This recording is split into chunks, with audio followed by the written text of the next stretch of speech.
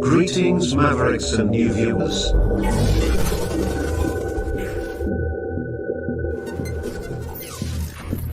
Tonight, direct and live from the Maverick News Network World Studios. This is Maverick News with Rick Walker.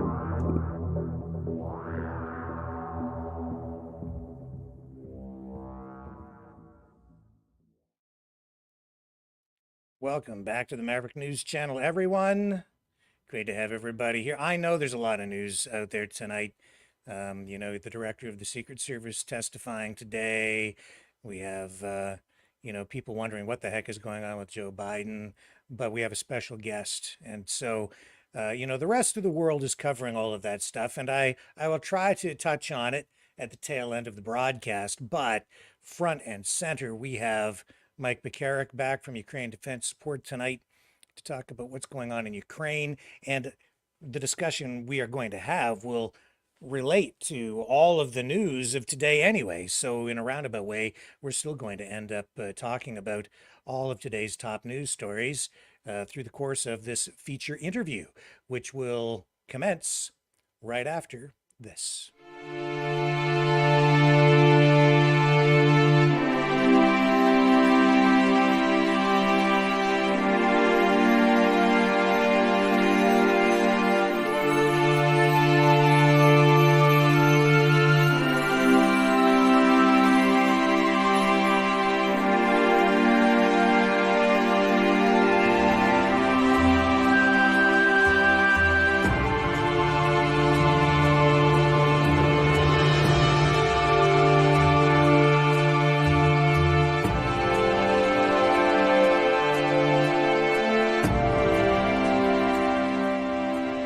Maverick News. The world is watching.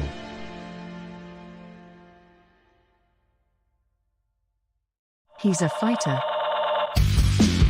He's a survivor. President Trump, defiant, strong. He is determined to make America great again. Pay tribute to the 45th President of the United States with this collectible t-shirt from the Maverick News Memorable Moments collection. Even a would-be assassin's bullet could not stop him. Instead, he emerged with his fist in the air ready to fight for freedom. Get your Trump Fighting for Freedom t-shirt with any donation of $30 or more to Maverick News. There are two iconic artistic designs to choose from, but there is only one way to get these. Donate at freedomreporters.com. Support free speech, free media. Support Maverick News. Call 1-866-248-1490 or order online at supergeeks.tv.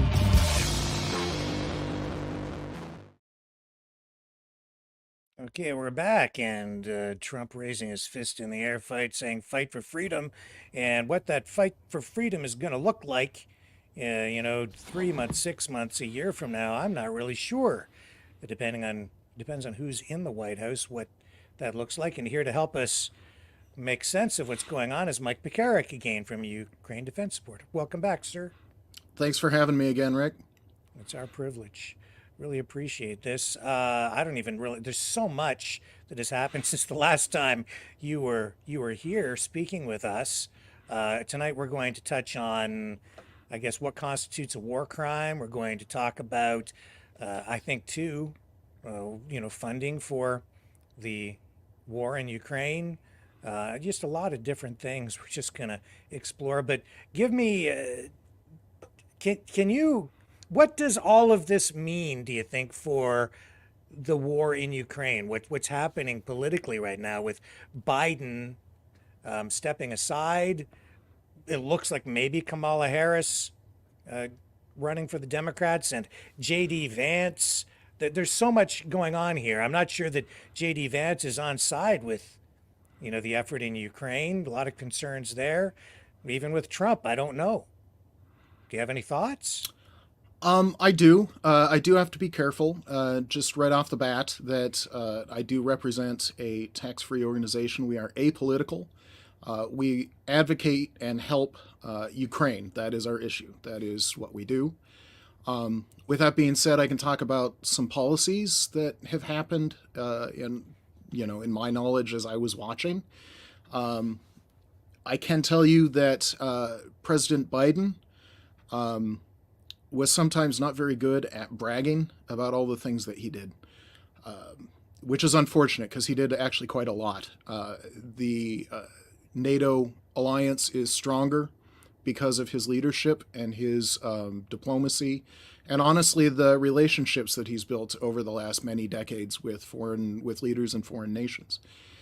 He did so much to strengthen NATO that it will be difficult to actually understand the historic significance of what he did for a while until we actually see some of the details that probably now are classified because they're still current. And what is happening behind the scenes sometimes still matters on the battlefield. So there's some things that we don't know for a good reason. I will say that President Zelensky gave his heartfelt and very honest thanks. He said, quote, Ukraine is grateful to President Biden for his unwavering support for Ukraine's fight for freedom, which along with strong bipartisan support in the United States has been and continues to be critical. Many strong decisions have been made in recent years, and they will be remembered as bold steps taken by President Biden in response to challenging times. And we respect today his tough but strong decision. I would like to point out that President Biden deciding not to run again is one of the extremely rare politicians, not just in the United States, but in world history. How many people actually step down? It's not common. America is one of the nations that set the precedent for that with George Washington. It even showed up the historical event of Washington stepping aside after 2 terms. Even showed up in that Hamilton musical that hopefully everyone's seen because it's great music. But it's true that when Washington stepped down after 2 terms, historians would say that was when the American Revolution finally ended. Because in 1775, when combat started, we were fighting for our freedom. We were fighting to overthrow a dictator, and parliamentary or congressional representation, all the American Revolutionary themes. But even after the Articles of Confederation, we won the war with the Battle of Yorktown, and then we struggled a little bit, and then we did our Constitution, and then we elected President Washington, and then finally, in 1796, that's when historians consider our revolution over, because Washington could have been a dictator. He could have installed himself as a king. He did not. That is one of the seminal moments in American history, and it's one of the examples that American patriots want to share with the world. We're not dictators. We elect our people. We are free people. And it's important. So Biden stepping down, the details will determine whether anybody could call him another Washington, but that's a pretty high bar. But the fact that he did step down, I recently reread JFK's, it was ghostwritten, but it had JFK's name on it, the Profiles in Courage, where he's talking about the very few American politicians that bucked their party, bucked their own ego and arrogance, and did what was right for the country. And when Biden ran in 2020, he said he would be a one-term president, and he finally was convinced that maybe that's what he should be. I have all the respect in the world for Biden. I served under him in the United States Air Force. And I know people that interacted with him. He was always, as Senator Lindsey Graham said, he's one of the best human beings in American politics. Senator Lindsey Graham said that in an interview in 2015. And Lindsey Graham and Joe Biden served together in the Senate for decades, and then for 8 years while Biden was the vice president. So Lindsey Graham, for all of his faults, knows Biden quite well. I will say that Zelensky did talk with Republican nominee Trump, former President Trump. during the NATO summit or right after. I'd have to look at the date. It was a very frank discussion. But one of the things that we do know about Trump is that Trump likes to feel important. He likes to feel like what he did will be remembered. There's various things that motivate former President Trump and current presidential nominee Trump. The Ukrainian said, let's see, what did he say? He said that dealing with Trump would be hard work, but he also added that Ukrainians are not afraid of hard work, as they've demonstrated the last 10 years and certainly in the last 2.5. So I don't know what I think about J.D. Vance. I do know that he has changed his story quite a bit over the last 10 years. So it's difficult to know what he thinks right now, if that makes sense. Because there's some things that you say out of necessity, and there's some things that you say as a partisan. We used to call them hatchet men. I don't know if that's still the term, where it was their job to go, take a hatchet to the opponent's, arguments and stuff like that. And J.D. Vance has been a hatchet man for the Republican Party for a couple of years. But I do know that he's young. He's relatively inexperienced. And so it's kind of hard to tell where he's at. And that's, I don't know enough about him to be a judge. Yeah, I'm struggling with him because there's the soundbite going around right now, him saying, and it's an older soundbite of him saying he doesn't really care what happens to Ukraine.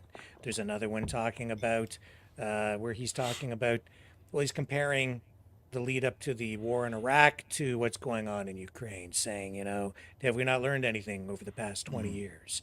But then he was calling Trump the next Hitler at one point too. Yes. So now he's his VP pick, and then I'm seeing reports out there of him being attached to Peter Thiel, the billionaire, who was an investor in PayPal early on.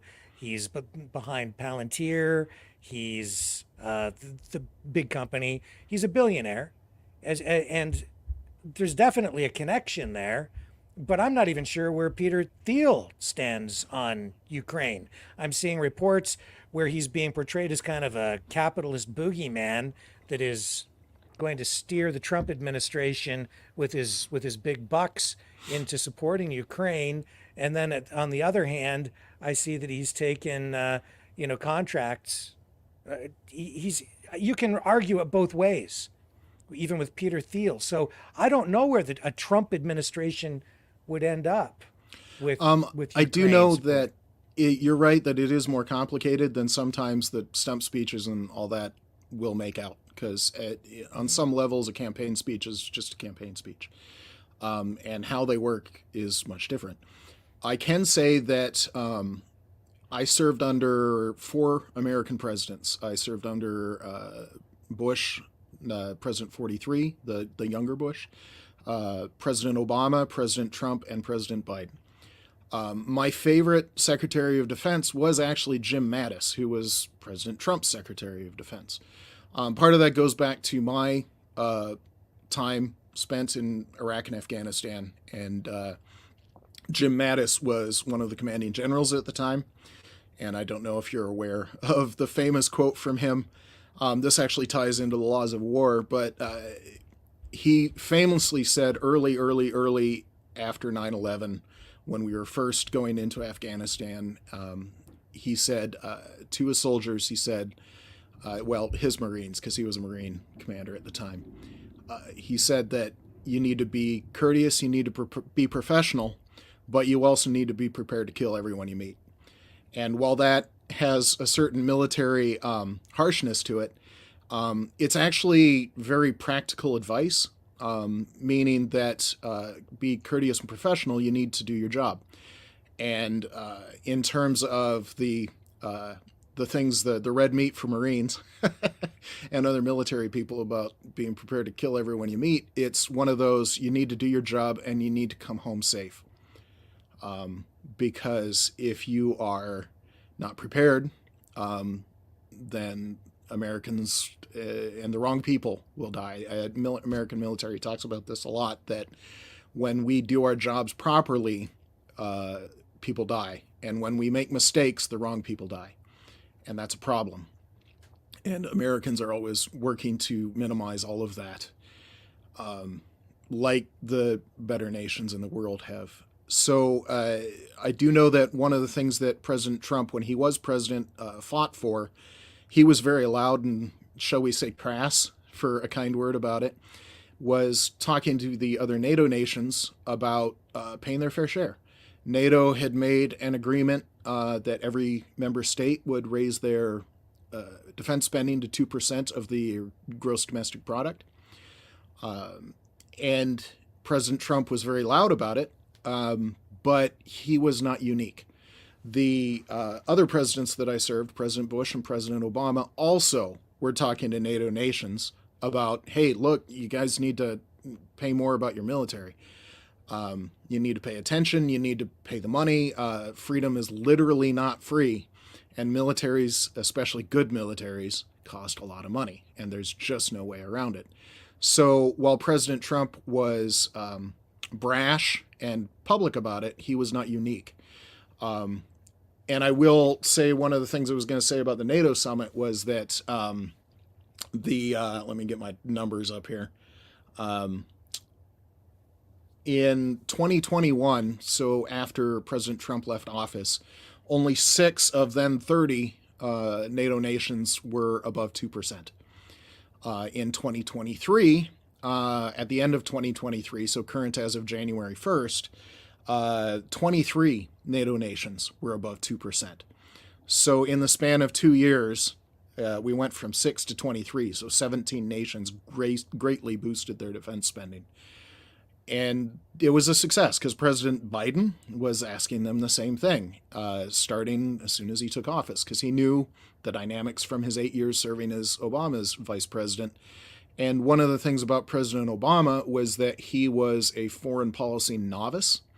His experience was good. He was a natural leader, but his experience in the foreign realm was almost non-existent. So one of the reasons he chose Biden was because of Biden's very deep, both in terms of knowledge and time, and just personal relationships with foreign leaders. That was President Biden's primary role as Obama's vice president. So President Biden's been working at this for a long time. He had great success leading NATO. I want to give a couple of numbers if I can. So for instance, some people might think the United States is the one that has the highest military budget, but we're actually not. We're certainly in terms of total dollars, but in terms of gross domestic product, the highest is actually Poland, with 3.8% of their GDP going to their defense budget. And it's bigger than that because if you study international economics, $1 in America, or you just travel places, you know well that $1 in America has different value depending on where you go.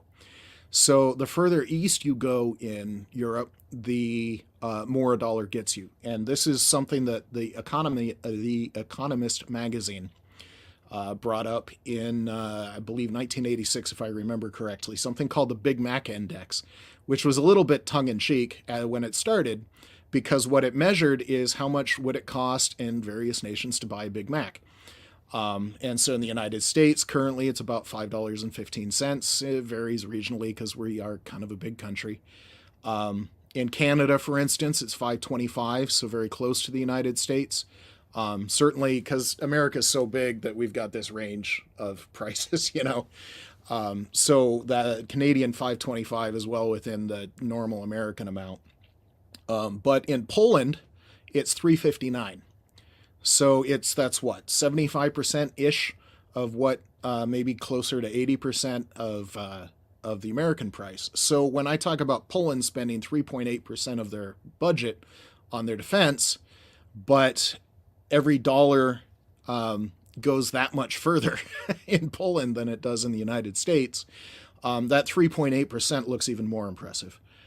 Second place is the United States at 3.4% last year. It might or might not go up this year. I think the amounts are still in flux. You have some. Greece shocked me at 3.3. The Baltics should surprise no one, between 2.5 and 3. The United Kingdom is at 2.4 and they're going up. Hey, you Canadians, you're at 1.3. So you guys maybe want to look at yeah. Well, and this has a long history. And you guys aren't alone. There's European nations that are in your ballpark. The Cold War, everybody had a bigger defense budget. And when the Berlin Wall fell and the Soviet Union fell, the Americans included, everybody was like, peace dividend. We don't need to spend this giant amount of money on our military, which had secondary effects boosting the economy in terms of computers and like the microchips that we're using to conduct this interview over the net and record it and all that. They were an American invention that was a combination of trying to get better solid state technology into military missiles, specifically the ICBMs, at the time the Sparrow Beyond Visual Range missile and the Sidewinder close-in missile, as well as the Apollo program. And all of those things required something a little bit more stout than a vacuum tube. And so military spending does have serious economic effects. The first internet was the ARPANET, since been renamed to DARPA, Defense Advanced Research, in the United States. But it was ARPANET. It connected a couple of universities with basic data sharing. And you combine that, that was the first IP address system. So military spending has knock-on effects that sometimes are huge. But if you can spend it directly on other things, well, everybody did that. So we get it, but the remaining 9 nations, looking at you, Canada, need to maybe boost your defense spending a little bit more. So I do know Canada is in a bit of a rebuild, so that will help when you guys finish doing that. Sure. So I mean, again, I think that would you I don't know if you can speak to this because of the charitable status of the organization, but is there more stability or predictability with a Democrat back in the White House? Or it seems like it's a little unpredictable if we get Trump in there, both in terms of support for Ukraine and NATO. So I would agree that we are in flux. There are challenges ahead for everybody. However, it's important to remember that when push comes to shove, when we actually have votes on helping Ukraine, it's extraordinarily bipartisan. The defense bill that passed in April, the supplemental for $61 billion to Ukraine, was almost 80% in favor. And I don't remember if we covered this on the last one, but how many issues in the United States get a vote that is 80% in favor? So the extreme bipartisanship in the United States for helping Ukraine is high. And we've demonstrated that with votes. Various firebrands have raised some bills to halt funding, and those never got more than 20% in favor. So again, 80% bipartisan support to help Ukraine is a little bit baked in. That's been the only, there's been a couple of ups and downs in that, but that's a very, very hard figure for American support for Ukraine. One of the challenges that Ukraine Defense Support is trying to do is let the people that are in office, that are running for office, that will be serving come January when they're sworn in, is the level of support among the voters. Because there's the, when I was at the Ukraine Defense Summit in Washington, D.C., talking to members of Congress in April, that's one of the things that we told. I went into, for instance, a very MAGA Republican, Mike Boss office, Representative Mike Boss, and I was like, look, your voters are in favor. You've got Boeing plants that are helping Ukraine. You've got a General Dynamics ammunition plant and so all of these people in your district are they're helping Ukraine. It's benefiting the local economy because you can't avoid that in defense spending. That's just the way it is. And so it's communicating the very real support and the very real effects, because they talk about, well, why are we spending this much on Ukraine, and are we weakening America? Are we weakening NATO? And those are serious concerns because when you're talking about sending reserve gear like the Bradleys and the Abrams, or President Biden during the NATO summit used his presidential drawdown authority to send yet another Patriot battery to Ukraine, then you have to talk about, well, how do we replace those stocks? And one of the things that we talk about is like, look, a lot of the money that we're spending in the United States on Americans, on high wage, high tech, high skilled jobs that are rebuilding the American military. Because one of the things that President Trump was working on, and President Obama for that matter, everybody after 2014, was like, we're talking about the strategic defense infrastructure. And that's separate from the military. Infrastructure is like, what are your ammunition plants capable of producing every month?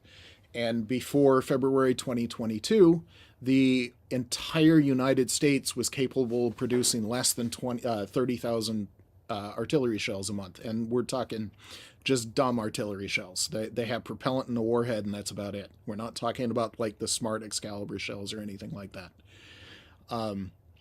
That's since been expanded. We're nearing 60,000, and in 2025, we will be nearing the capacity of 100,000 per month. So we're getting back to Cold War levels. This is of strategic value to the United States, because if you start talking about the threat of China, then we need these. There's fighter production lines we're keeping open for this very reason. Not we're going to get great jets out of them, but the fact that we have a fighter production line open has its own value. One of the reasons we never restarted F-22 production is somebody did a study and said it would cost at least $2 billion just to open up the factory again. And that's before you got even a single jet cutting metal. So the value of a production line is extremely high. So some of the Ukraine defense dollars, we're helping Ukraine, we're expanding our production capacity, but it's also benefiting the United States. It's making us stronger. And that's important to know, because even just not the factory, you're talking about the skilled workers. I can go on, but if you want a historic example, sure, going way back. So everybody is aware of the Battle of Midway. Did I mention this on the last podcast? No. It's one of my favorite stories. The Battle of Midway is one of the world history's greatest battles. It's one of the most decisive in terms of naval battles. It ranks up there with Trafalgar and Thermopylae. I mean, it's the impact of that win was just, there's just no overstating it. It's one of the most historic, most impactful wins of any battle, certainly a naval battle in world history. The Americans at the time had 3 aircraft carriers fighting that battle. It was the Yorktown class, so it was the Yorktown, Enterprise, and Hornet. The Yorktown and the Enterprise were laid down. They were ordered by President Roosevelt, FDR, at the early part of his presidential term. I believe 1934, they were part of the National Industrial Recovery Act. It was for civilians, and the defense budget, it was completely outside of the defense budget. It was meant to address the civilian workforce, because the Great Depression had shut down factories, it had shut down shipyards, it had shut down all of these things. When you shut down a shipyard, you have all sorts of these trained workers that you just cut loose. You have the facility that starts to rust on day one, and every day it gets a little bit rustier and a little bit more creaky. And so one of the things about that was he said, look, we've got strategically valuable industrial infrastructure that's sitting and falling apart. So the NERA Act, one of the things that it authorized was the Yorktown and the Enterprise. And they were built and commissioned, and then when all of the stuff in Europe started going sideways in 1938 and 1939, the only American aircraft carrier design available for immediate construction was the Yorktown class. So we built a third, the Hornet. And that was built later. It's the shortest lived aircraft carrier in the American history. I think it was afloat and active for about a year before it got sunk. But those three carriers fought and won the Battle of Midway, and they were Industrial Recovery Act infrastructure projects, civilian projects, and without that, the United States would not have had the naval power necessary to win the Battle of Yorktown, the Battle of Midway. Sorry about that. I was thinking about the carrier that we lost at Midway was the Yorktown. So it's these sort of infrastructure projects. That was 1934 when that was passed. The Battle of Midway was 1942. So July, I believe, June or July. I'd have to look that up. And it was, so 8 years later is when we saw how vital that 1934 Act was. So this kind of thing is incredibly important. And it's happening in Ukraine as well. Boeing is starting a drone plant inside Ukraine. Rheinmetall is, they just opened an armored vehicle depot inside Ukraine and Western Ukraine, specifically to repair vehicles that were sent, like the Gepards and the Leopard tanks. But it will also eventually directly supply perhaps Lynx infantry fighting vehicles. Those are very impressive machines, directly comparable to the Bradleys. There's lots of things like that going on. What would you say to people who automatically point to or say this is just fat cat billionaires, the elites feeding at the public trough as we continue to feed the military industrial complex? So let me give you a comparison. They even made that, was it the Pentagon Wars, based on that book about the Bradley infantry fighting vehicle? And it was supposed to be this boondoggle on a waist, and it was just lining rich people's pockets. The most potent weapon that the Americans have produced against Russian T-series tanks is the Bradley infantry fighting vehicle. And the Ukrainians are demonstrating this once again. There was that famous video from earlier this year from the Ukrainian village of Stepova, where two Bradleys took on a T-90M tank, Russia's best, and won with 25 millimeter cannons, because they were inside. Any missile has something called a MAR, a minimum abort range, where it can't shoot too close to the vehicle that's shooting it. It's got to have time to arm itself before it's actually useful. So this was close combat between a Bradley and a Russian tank, and the Bradley just tore it up. It lit it up with its 25 millimeter cannon, took out all of its optics. Eventually, it took out the turret rotation mechanism. The tank was still driving, but the turret was just doing this. It was a completely combat ineffective tank. So that was what the naysayers had called an American boondoggle, and it's one of the most potent weapon systems on the planet right now. I will compare this to what Ukraine has captured, especially when they did their big counteroffensive that took back all that land in 2022, and they overran Ukrainian trenches, and they're like, okay, well, we have AKs, maybe we can find some ammunition. So they were doing things like that, and one of the things that they famously found was Russian tanks. They captured a lot of Russian tanks, but they also captured what was supposed to be a lot of like explosives. So whatever the Russians call C4 is what the Americans call it. So whatever the Russians call it, plastic explosives. And so they would. This is another thing, somebody got paid to build this. Somebody has a factory and workers, and people are making money off of it. When the Ukrainians unwrap it, It's all sealed and explosive, beware, and all that kind of stuff. They unwrap it. It's a cheap piece of wood. There's nothing in there. There's no explosives. So if you want to talk about fat cats lining their pockets and corruption, let's do a stark comparison between Russia and the United States, where the United States builds supremely dominant weapon systems. Yes, they're expensive. Yes, people make money off of it. We're a capitalist country. And if people make money, if people have ownership, well, maybe they'll work a little bit harder. But in Russia, the oligarchy, it's basically a mafia country. They'll make money, they'll line their pockets, they'll divert all sorts of stuff. And in that case, they didn't have to even spend money on the ingredients. They just wrapped up a piece of wood and sent it to the military. Russian military has that same problem with helmets that are basically plastic and tinfoil. Their armor vest, where the Kevlar is not Kevlar. Plates are, they'll shatter if you look at them wrong. If you don't know, the plates are the big boron composite plates that are supposed to stop even a heavy rifle shell. And in America, I've worn my battle rattle, and those plates are heavy, and if you have to carry them around, you better trust that they're going to stop something. And yeah, the Russians, they don't have it. So if we're going to talk about corruption, let's talk about Russian corruption. Because while it's true that in America we do have corruption, you can't avoid it. People are going to be people, and bad people are going to do bad things.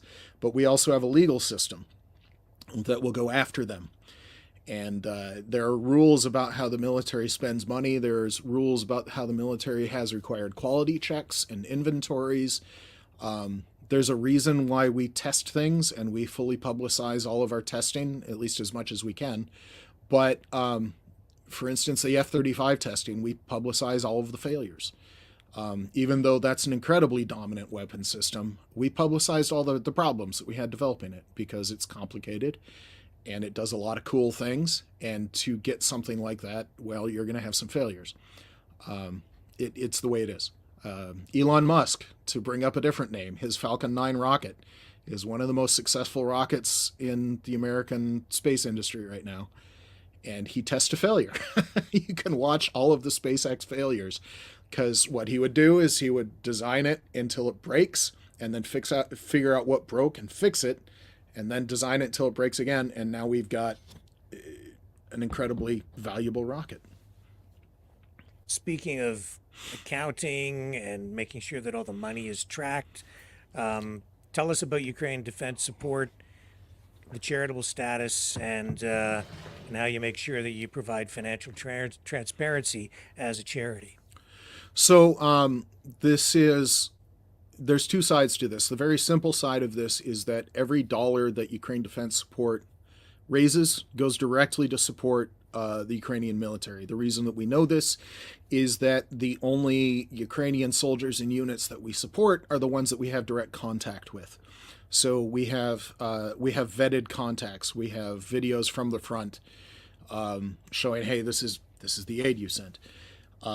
For instance, I just delivered a 4x4 Toyota truck to a unit that has a friend of mine, and I have video from the unit receiving it and it driving around doing its job. The more complicated side to this is that we attained our 501c3 status in April, and we're still learning what that means because with it comes certain legal responsibilities to be open and transparent with our financials. So we're working on that. We have part of that done, and it's one of our primary projects, and it'll be up on our website as soon as we're done. It's like LinkedIn for charities, something called Candid Guide Star. It'll be up there when we're done. We've already filed various tax forms, but it is important to know even before that, every dollar Ukraine defense support was spent on units that we have direct contact with.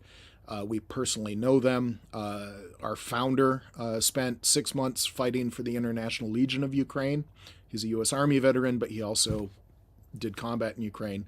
So he still supports the International Legion, the people he knows there. When I was in the Air Force, I met various people. This flag, that flag was a 72nd Motor Rifle Regiment. I know 6 people in that unit. I've eaten dinner with their families. I know their kids. So if you send me uniforms or various other items, that's one of the units that'll get them. Why is it important, in your view, to continue to support Ukraine? So I've mentioned a lot of historic stuff. We are living in one of the historic times. It's one of the clearest moral moments for me in my lifetime. It dawned at the end of my Air Force career. So I retired in 23 and this happened in 22. So it's important to understand how historic and important and consequential what we do right now is. It's been compared a lot, and not just me, to our 1938 moment when Austria was overrun, the Ruhr was overrun, Czechoslovakia was overrun. And what did the world do? We had choices. We made choices, and eventually we won. It was more difficult. We waited a little bit because good people want peace. I get it. But we don't need peace in our time right now. That's not, if you know that quote from 1938, where the British Prime Minister, peace in our time, I have it signed by the man himself, because he had just traveled to Germany. And we can't do peace in our time. That's not an option. One of the things that we learned is that sometimes people can't be negotiated with, people can't be compromised with. They're just people that have to be stopped. So that is the historic moment we are at right now. Maybe we should just transfer right to war crimes, because that's where we are. It's important to understand that from the very opening days, even going back to 2014, a friend of mine, he was a witness to when the Russians sent an artillery shell and blew up a civilian bus in the eastern part of Ukraine. There was no military significance. It was a civilian bus, like you would ride in an American city or a British city. It was just a bus full of civilians just doing whatever they had to do that day. And the Russians blew it up with an artillery shell. So there are things that are small like that. But since 2022, it's just gone into overdrive. The massive invasion with 300,000 or more troops, I think it was halfway to 400,000, if I remember right, was the Russian combat force that they sent in.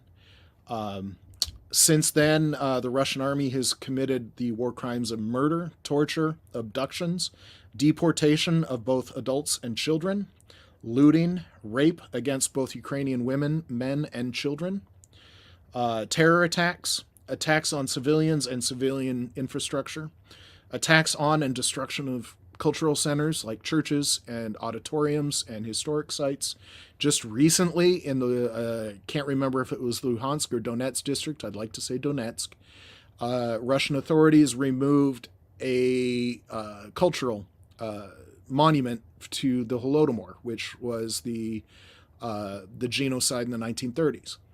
They removed it, they threw it in a dump truck, and they put it in a landfill. So just small things like that are included. Unlawful airstrikes and attacks against civilian objects, wanton destruction, which we can go into further, unlawful confinement, threats of violence, and inhumane treatment of POWs. And that's just bland, almost legal speak.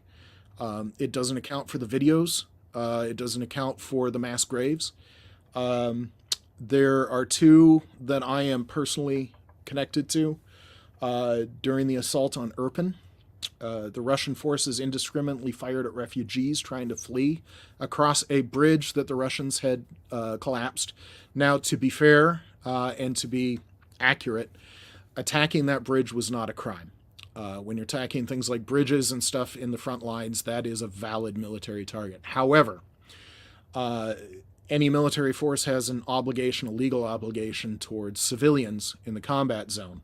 And what they did at this bridge, they would just set up infantry units and just random Russian military units, and as civilians were trying to cross the broken bridge, they'd open fire on the civilians. Men, women, children, old people, people with broken legs, wheelchairs, just, it didn't matter. They would start opening fire. And it wasn't just small arms. A mortar attack killed a family of 4. People I know were trying to flee on that bridge. They were under fire. They witnessed these war crimes. This is not made up. These have living witnesses. We have the bodies. We have the video. There will be a reckoning. It might not be immediate. The other one that I have a direct connection to was the Izium massacre, and everybody's heard of Bucha, which was horrible. But the Russians only had a couple of months to do their crimes in Bucha, which that was more than 500 civilians. We found the remains of more than 500 in mass graves. And Izium was the same, except in Izium we have so far found more than 1,000 because Russia occupied it more for a longer time. And there are multiple mass graves. There's at least a half dozen that I'm aware of. The remains in the mass graves show signs of torture, execution-style murder, where the hands were bound behind the back and it's a close-range kill to the head, sometimes in the back, sometimes in the temple. Clear signs, and including DNA remains of the rapists for men, women, and children as young as 5 years old. So the horrific crimes are just untold. My personal contact to the Izium massacre is a friend of mine who was a tank commander in the first tanks at Chernihiv. And whenever you're doing such a successful attack as the Ukrainians did in 2022, you push along the line until you find a weak spot, and then you open the hole up in the enemy lines. And then what you have is you've got a unit in reserve, and that unit's job is the breakthrough unit, and they pour through that hole and go behind the lines and just tear apart the enemy military. The American liberation of France in 1944 was such an operation, and so was the 2022 Ukraine counteroffensive. One of my friends commanded a tank in the first tanks out of Chernihiv, who had also just won the Battle of Kiev, and he was one of the units that liberated Izium, and he was one of the first units to come across a mass grave. Unfortunately, he died several weeks later. He got his tank crew out, but he died with his tank. So he was a witness. He sent me video. I have since sent that video to international organizations, including the United States government and the International Red Cross. So these war crimes are documented, and by more people than just me, because there are people on the ground that have a lot more information than I ever did. So how do you see people like Scott Ritter have been saying that Bucha was not the Russians? He flips it around and says that it was, if I remember correctly, what he was saying at the time was it was Ukraine committing these atrocities. How do you address that kind of pushback? So one, it's not true. The information is so overwhelming that it's just not even a thing. The only way to counter that is just with the mountains and the mountains of evidence to the contrary. Scott Ritter is not known for being the most honest broker the last several years. Without going into some of it, let's just say that Scott Ritter's got his own problems with, if he had done them in a combat zone, would have been a war crime.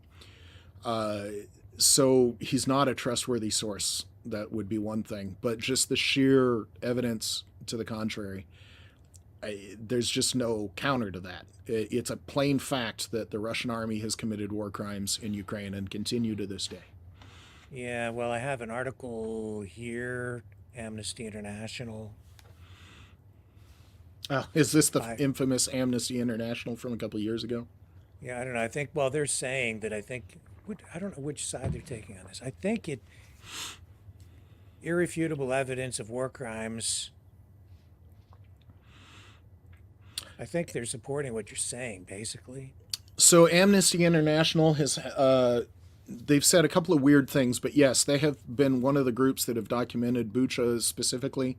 Yeah. But it's more than them. It's there's been observers from any number of countries that have gone in there, because as soon as you find a mass grave, one of the important things to do is to call in. You got to call somebody. So one of my jobs when I was in the military, personally, I had to study the laws of war, which the Geneva Conventions, it's gone by different names. The International Laws of Armed Conflict, I believe, is the current phrasing. I had to study it personally at least once a year, but whenever I was going into a place like the annual is just basic stuff. The very brief, very shallow overview is the annual training. But anytime you go into a place where you might experience trouble, you might, for instance, the kidnapping an American military person was a threat in some places. And so you had to be aware of your rights and legal duties as a prisoner. But you also had to study the other laws of war. And it's important to understand what these are, because as I talk to people, a lot of people don't know this. And it's weird to me because I spent 22 years where annually I had to have a shallow understanding, but then whenever I went place, because when I went to Ukraine, it was already a war zone because it was 2017 was the first time I went. Or when I go to the Horn of Africa, or when I went to Tunisia, or when I went to Iraq or Afghanistan, those were all considered hot zones where I had to have a much deeper understanding of what was going on, because it is the responsibility of military members to understand these laws. And it is the responsibility of leaders of nations and militaries to ensure their soldiers know these laws. So as a sergeant, one of my jobs was to make sure that everybody in my unit specifically, and certainly everybody under my supervision, was well aware of these. They had completed the training, they had the basic understanding. Because it was important in real world circumstances. So one of the things that people don't even understand is sometimes the generic overview. And I'd like to give, I can send you the links on my sources for this. One of them is the U.S. military, and one of them is the International Red Cross, which is one of the primary Geneva Conventions overseeing authorities, shall we say, for lack of a more accurate. But every war, every law that governs how militaries need to behave and civilians need to behave during war is guided by 5 principles. And one of the things about these, when I say international law, I mean international law, because in America we have a treaty system where when we ratify and sign a treaty under our Constitution, once the Senate ratifies and the President signs, it is literally U.S. law. That treaty becomes U.S. law. And this is true for any of the signatories, because that was one part of the treaty, is that when you sign on to this treaty, it becomes the law of your nation. And if you break this law, there are consequences. One of the basic underpinnings is that while there are specific circumstances that they detail, specific, like this action is specifically a war crime. One of the parts of this law is that the listing of specifics is not intended and should never be taken to understand that other things will not be war crimes that are not specifically listed. And the legal framework for that are these 5 principles. That's why they're so important, because they underpin every single specific crime, but they also are supposed to be a relatively easy thing to remember when you are operating in a military manner. A military needs to understand this. When they're considering an action, they need to understand, okay, how do these considerations affect me? To the extent where some military units have lawyers there, that their specialty is international law and the laws of armed conflict. And so just not to belabor it too much, the first one is military necessity. That is, your actions need to be justified and necessary in order to defeat the enemy. And here is, so it needs to be necessary to defeat the enemy, but it also needs to be as quickly and efficiently as possible. So that's almost very specific when you're looking at what you're doing. Can you draw it out? No, you can't. Can you do wanton destruction where you don't need to? No, you can't. Can it be something that you're going to do and it'll be going after something that isn't necessarily going to defeat the enemy? Well, probably not. It's relatively easy to make the case that it'll help, but there's some circumstances that it wouldn't. The flip side of this is that humanity, this is the second principle, is humanity, forbids actions unnecessary to achieve the military objective. The third one is proportionality. This is one that gets people a lot. This is when actions may be required and necessary to defeat the enemy. They may be required under military necessity. Such actions cannot be unreasonable or excessive. The blow-up of the dam over the Dnieper River is one example. This was specifically made, the attacks on dams like the Dnieper and any sort of nuclear power plant were specifically made war crimes in 1977. So when the Russian tanks ran into that Zaporizhzhia nuke plant, guns a-blazing, shooting in the direction of the actual reactor vessels, that was a war crime. It was just people with AKs and general armored vehicles. It was still a war crime. But the blowing of the dam was flat out a war crime.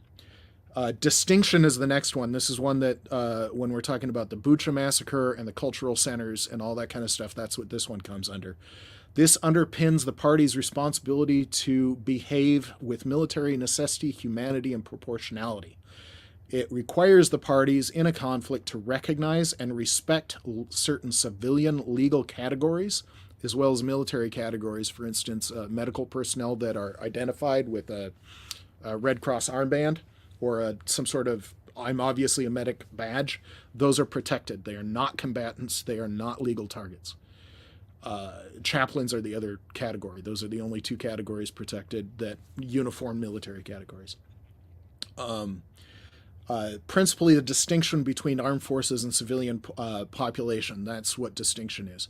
You literally, according to the laws of war, you cannot attack civilians. So that bridge that I was talking about, they were attacking civilians. It's flat out a war crime. There's just no way around that. We have all the proof that we need. And the last one is honor. And this one is also something that's a little bit more subtle than people give it credit for. It supports the entire system and gives parties confidence in it. The thing about honor that, I mean, it sounds like, okay, what does that actually mean? The nation conducting military operations in accordance with the laws of war must have a system in place to investigate, to have war crimes observed. When somebody observes a war crimes, there must be a system to report it, there must be a system to investigate it, and there must be a system to prosecute it. That's one of the requirements for the principle of honor. And Russia doesn't have that right now. They're not reporting war crimes further. They are lying about them. They are doing it through proxies like Scott Ritter and others. RT is full of this kind of lie all the time. And even a journalistic, they're an outshoot of the Russian government, but even they are guilty of war crimes when they spread these kinds of lies. So it's important. I can go into more specifics if you want, but those 5 principles, if people take nothing else out of this, military necessity, humanity, proportionality, distinction, and honor. And every single combatant needs to know those. That's actually a legal requirement of the Geneva Conventions. The Russians turn around and accuse Ukraine of war crimes. I mean, it doesn't matter what war you're looking at, both sides accuse the other side of war crimes. Most recently, what comes to mind is this claim that the Sevastopol beach was hit with cluster munitions dropped by an ATACMS missile. And this was the video that was used as the evidence of that. I have to say, I thought from the very beginning this video was a little weird, but this is what it looked like.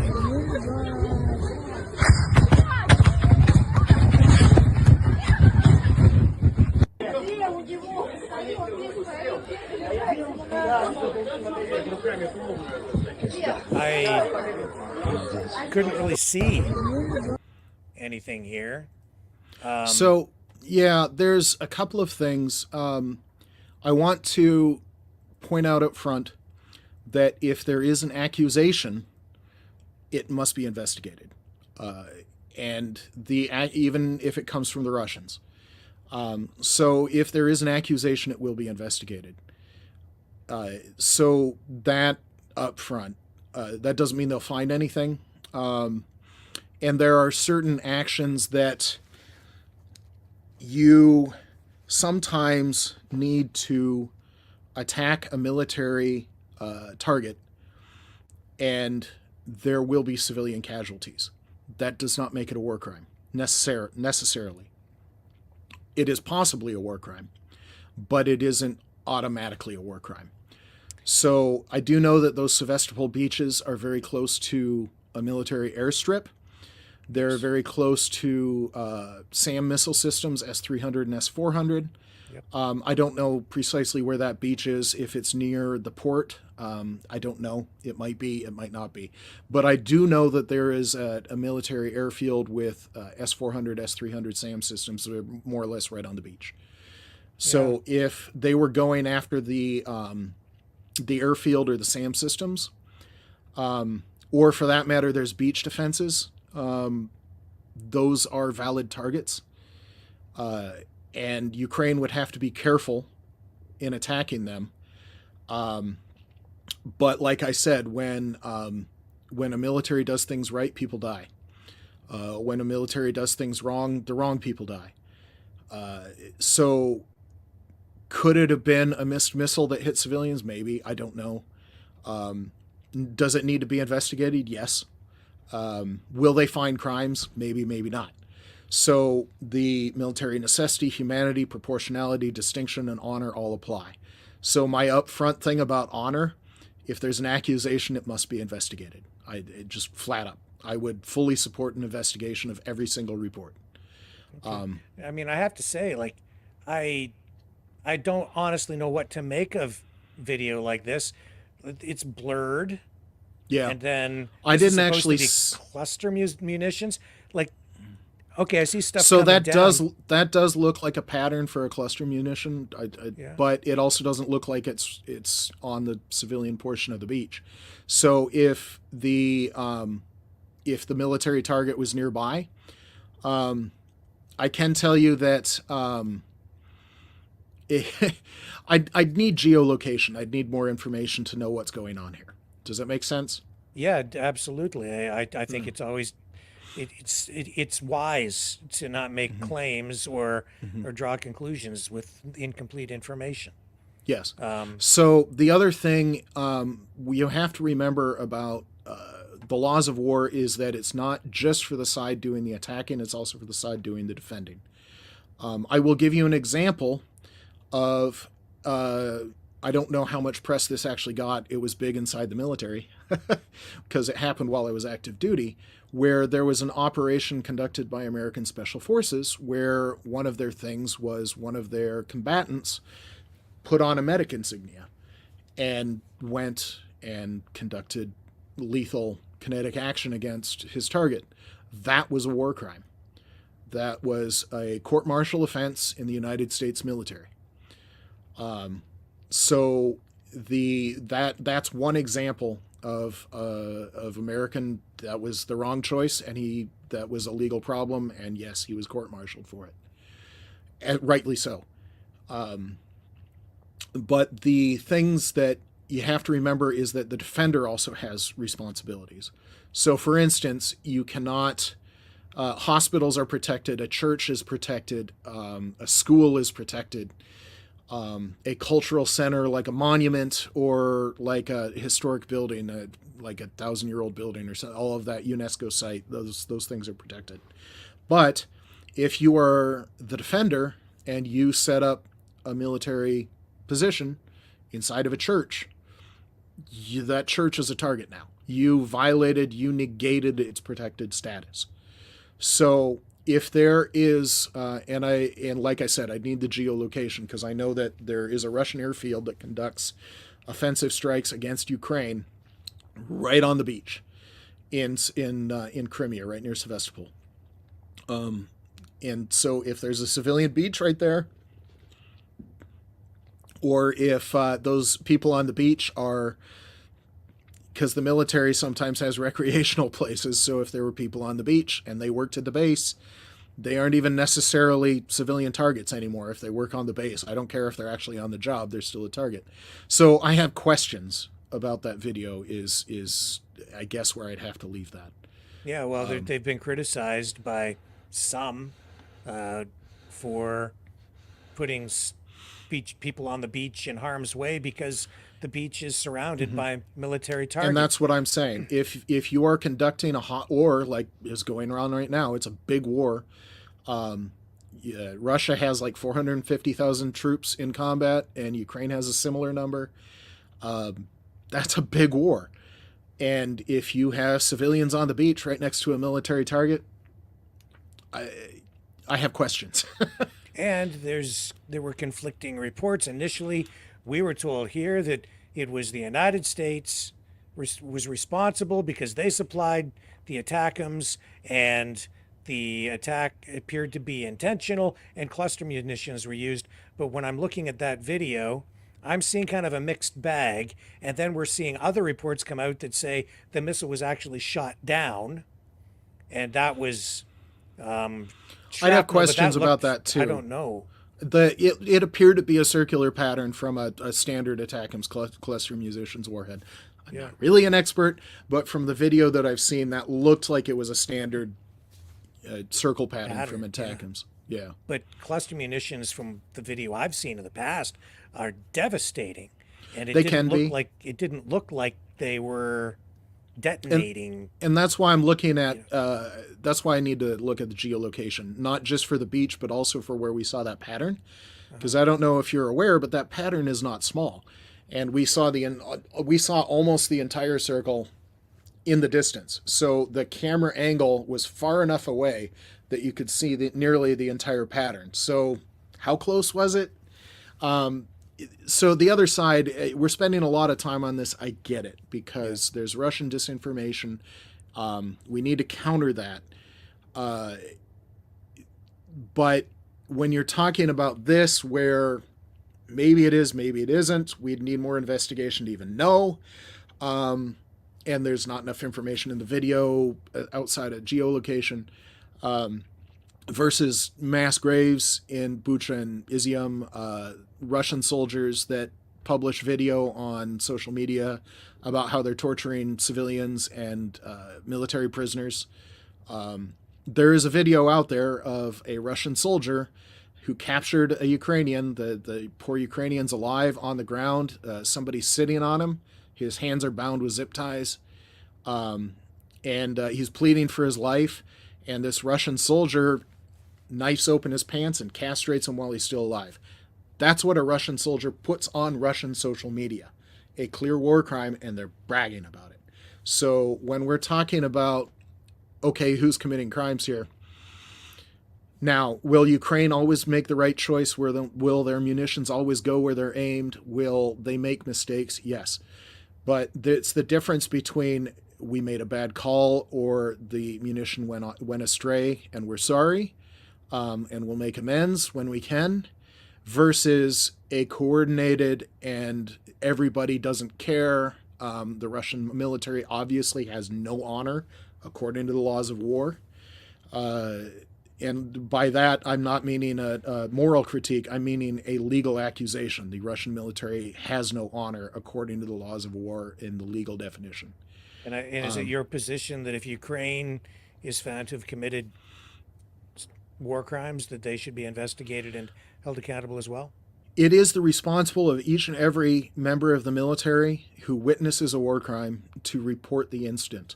Now, I am not a lawyer, and while I've been required to teach and understand the laws of armed conflict from a military perspective, it was my responsibility to understand that from a military perspective. I'm also not a lawyer.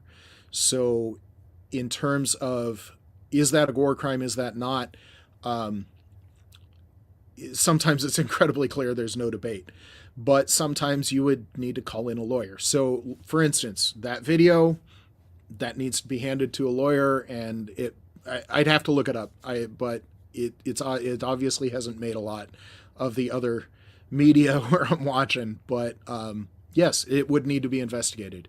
If there is an incident that Ukraine committed that is actually a war crime, that needs to be investigated and prosecuted. Like I said on the American example that I gave, the operator committed a war crime. He was accused and he was court-martialed, and that's the way it works, because the American military has honor and the Ukrainian military does as well. So any war crimes should be reported.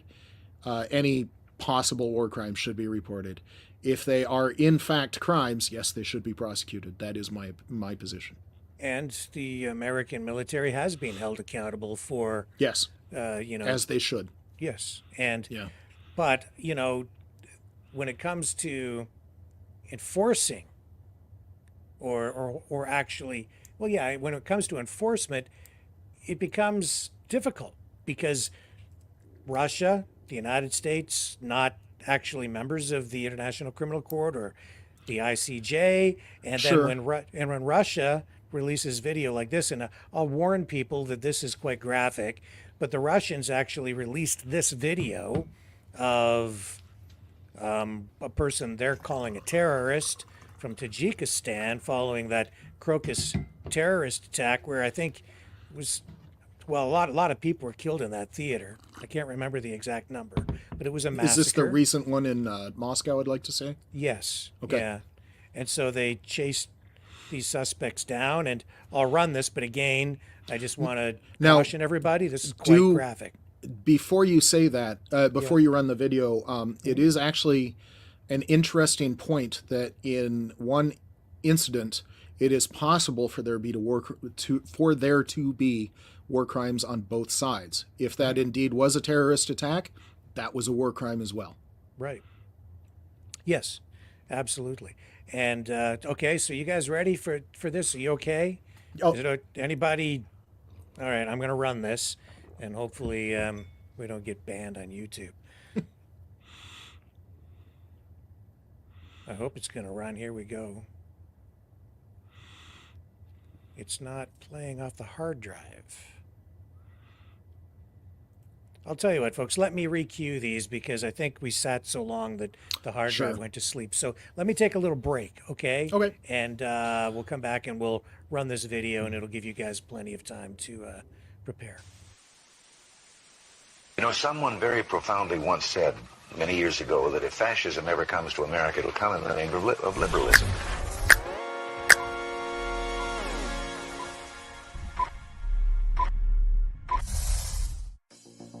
Well, I think it's time we ask ourselves if we still know the freedoms that were intended for us by the Founding Fathers.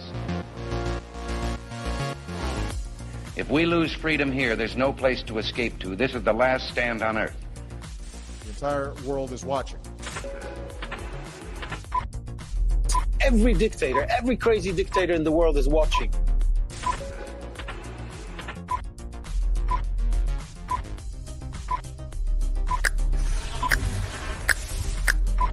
The world is watching.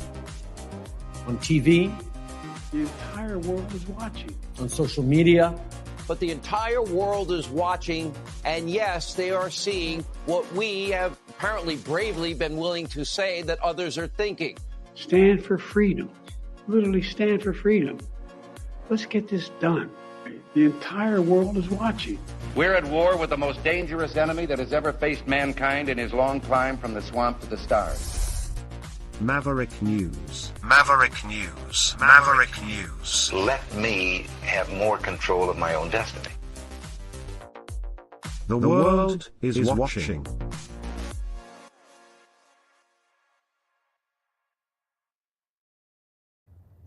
Okay, we're back, and I have a couple of clips here, and keep in mind that it's the Russians releasing this footage, I think, to send a message to Now, and anybody. also, Yeah. to be clear, it is a purported to be a terrorist that they captured, and the soldiers that have captured him are Russian. And I have something specific to say after this. Okay, so here's the first clip.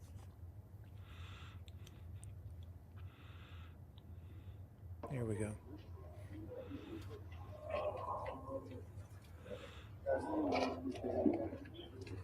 This is him after his ear had been cut. And I'll pull this down. And this is another clip also from the same incident, same suspect.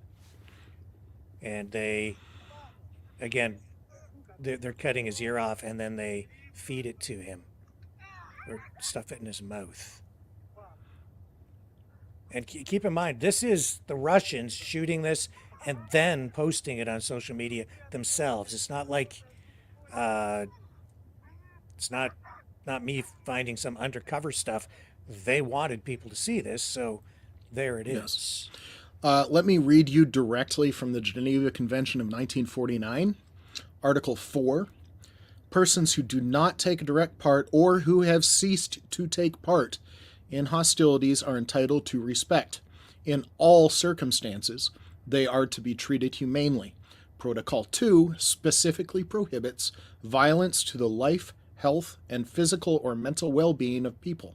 In particular, it prohibits acts of murder and cruel treatment, terrorism, hostage-taking, slavery, outrages on personal dignity, collective punishment, and pillage. These protections are considered fundamental guarantees for all persons. One of the rules that the American military is taught is that while they're a combatant, they're a fair target. Once you capture them, they are your responsibility. Any harm that comes to those POWs, any harm that comes to your prisoner, whether whatever the source, once they become your prisoner, they are under your care. They are your responsibility. Anything that happens to that prisoner is your legal responsibility.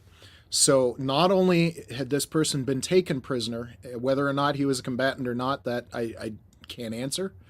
But even if he was a combatant that had committed a war crime, an act of terrorism, once he became a prisoner, he fell under the protections of Geneva. And any violation of that was a war crime. So I want to share this with the audience too. Just as I think this is an important note. This took place during Purim.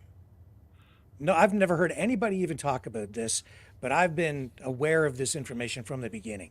It took place during Purim, Jewish festival. And Purim is connected to the story of Haman, which is the story of I'm not an expert on the history of it, but basically this is the story of about trying to exterminate the Jews. And here, let me just pull up a couple of notes here. So the story's set in ancient Persia. It's the story of Mordecai, who is Esther's cousin. Basically, the tradition of eating Haman's ears during Purim comes from the custom of eating triangular pastries, or Hamanstaschen, which means Haman's pockets in Yiddish, and these pastries are referred to as Haman's ears. And I think that I can't help but think that because it happened in Purim, and these guys are coming from Tajikistan, it's like it seems like there's some connection to what's going on in Israel, and cutting the ear off in Purim, and then it's like I'm not doing very well with this, but it was like they were feeding Haman's ears to somebody that they were kind of suggesting was maybe a Zionist at the time. It was like, here, you Jewish sympathizer, eat your Haman's ears, eat your own Haman's ear. It's interesting. Yeah. I was not aware of that connection. I do know that I'm not an expert on what's happening between Israel and Hamas right now. So yeah, you can ask me questions, but I'm going to have to say I'm not an expert and to talk to somebody else. But the part that I do know is that Iran and Russia are currently attached at the hip. Mm-hmm. And Iran is the primary supplier and supporter and in every way, military and financially, of Hamas. So that they're connected, I don't know for sure. It's highly likely, but that's as much as I want to step on that. Yeah, I know, and it's volatile, right? But Haman wanted the Jews destroyed, and that's why you have this tradition of eating Haman's ears, because his ears were cut off in the story, and this is what happened when they captured those suspects. And that in itself, now so I can push that aside. You've got the point, right? And there's it just seems like there's a connection to Iran, to the rise in anti-Semitism. We've seen that all over the place, including in Russia. But it is absolutely a war crime in my estimation. But then you saw Vladimir Putin turn around and sign a proclamation after displaying these prisoners in court, not with that injury, but all of them had been clearly assaulted and injured. And he just signed a proclamation absolving, giving immunity to all of the soldiers who had against war crimes. So one of the things to remember about the whole subject is that it is the individual soldier's responsibility to know and behave properly. It is their supervising sergeant or whatever the next rank, it's their responsibility to not only ensure that people under them know it, but are acting in accordance. It is the responsibility for the officers over them. The unit commanders are also responsible. The generals above those unit commanders, the head general is responsible. And whatever leadership, for instance, Vladimir Putin's government, when he's doing something like that, when he's giving a blank amnesty to war criminals, that is a problem. That is one of the data points when I literally say that the Russian military has no honor legally. That is one of the points. The Russian system is either incapable or unwilling to prosecute or even take seriously war crimes, and in fact they encourage it. One thing that they even brag about, the Russian sources say that I'm finding the actual Geneva Convention while I'm talking. So the Russian sources flat out say that at least 700,000 Ukrainian children have been taken from Ukraine into Russia. Aside from the human trafficking of children, this is also a war crime under the Geneva Conventions of 1949. Children are to be evacuated to safe areas and reunited with their families. It can't be clearer than that. Kidnapping them and taking them to Russia and putting them into foster families is just straight up. There's no argument there. And Russia is bragging about that. And we're not talking about a couple of dozen, it's a problem, but it's not a huge problem. We're talking about the Russian government bragging about 700,000 Ukrainian children. That's not small. That is actually a fact. And I mean, the Russian government is saying, well, they're keeping the children safe. But you could argue that is in itself a cultural genocide, because those children are That's being fully taken. their intent, yes. Yeah. So that gets into other things that I don't have the actual article up for, but yes, you are correct. It is a violation of more than one article of the International Laws of War. And and I'm going to say something here, and this is not going to sit well with my audience, but I don't care. Tucker Carlson, I know he's very popular with our audience, but I just watched a video from a couple of days ago, I think. I'm not sure of the date, but he came out and he said, and I'm always worried when someone is saying everything that the mainstream media tells you, everything they say is a lie. Not everything. Well, you already know that's a lie, because all it needs is one contradiction for that statement to be false. That's right. So if they say something, you already don't trust it. So he's saying everything they tell you is a lie. And then he said that Ukraine is not a democracy. And one of the reasons it's not a democracy and not a free society is because they have been shutting down Russian Orthodox churches inside Ukraine for, in his words, no reason at all. But I think that's a false statement. It's absolutely a false statement. There's a reason. It's not for no reason at all.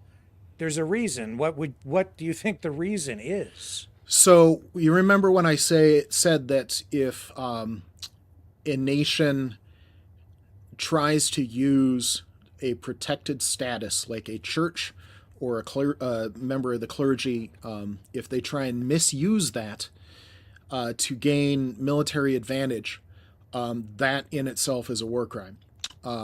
Vladimir Putin has, for several decades, and he's not the only one. The Soviets did it. That's probably where he learned it, because he was a KGB guy. Stalin did it in World War II all the time. And the Tsars did it before Stalin. So this is not a new Russian thing. The Russian Orthodox Church is an arm of the Russian government, and that's just a plain fact.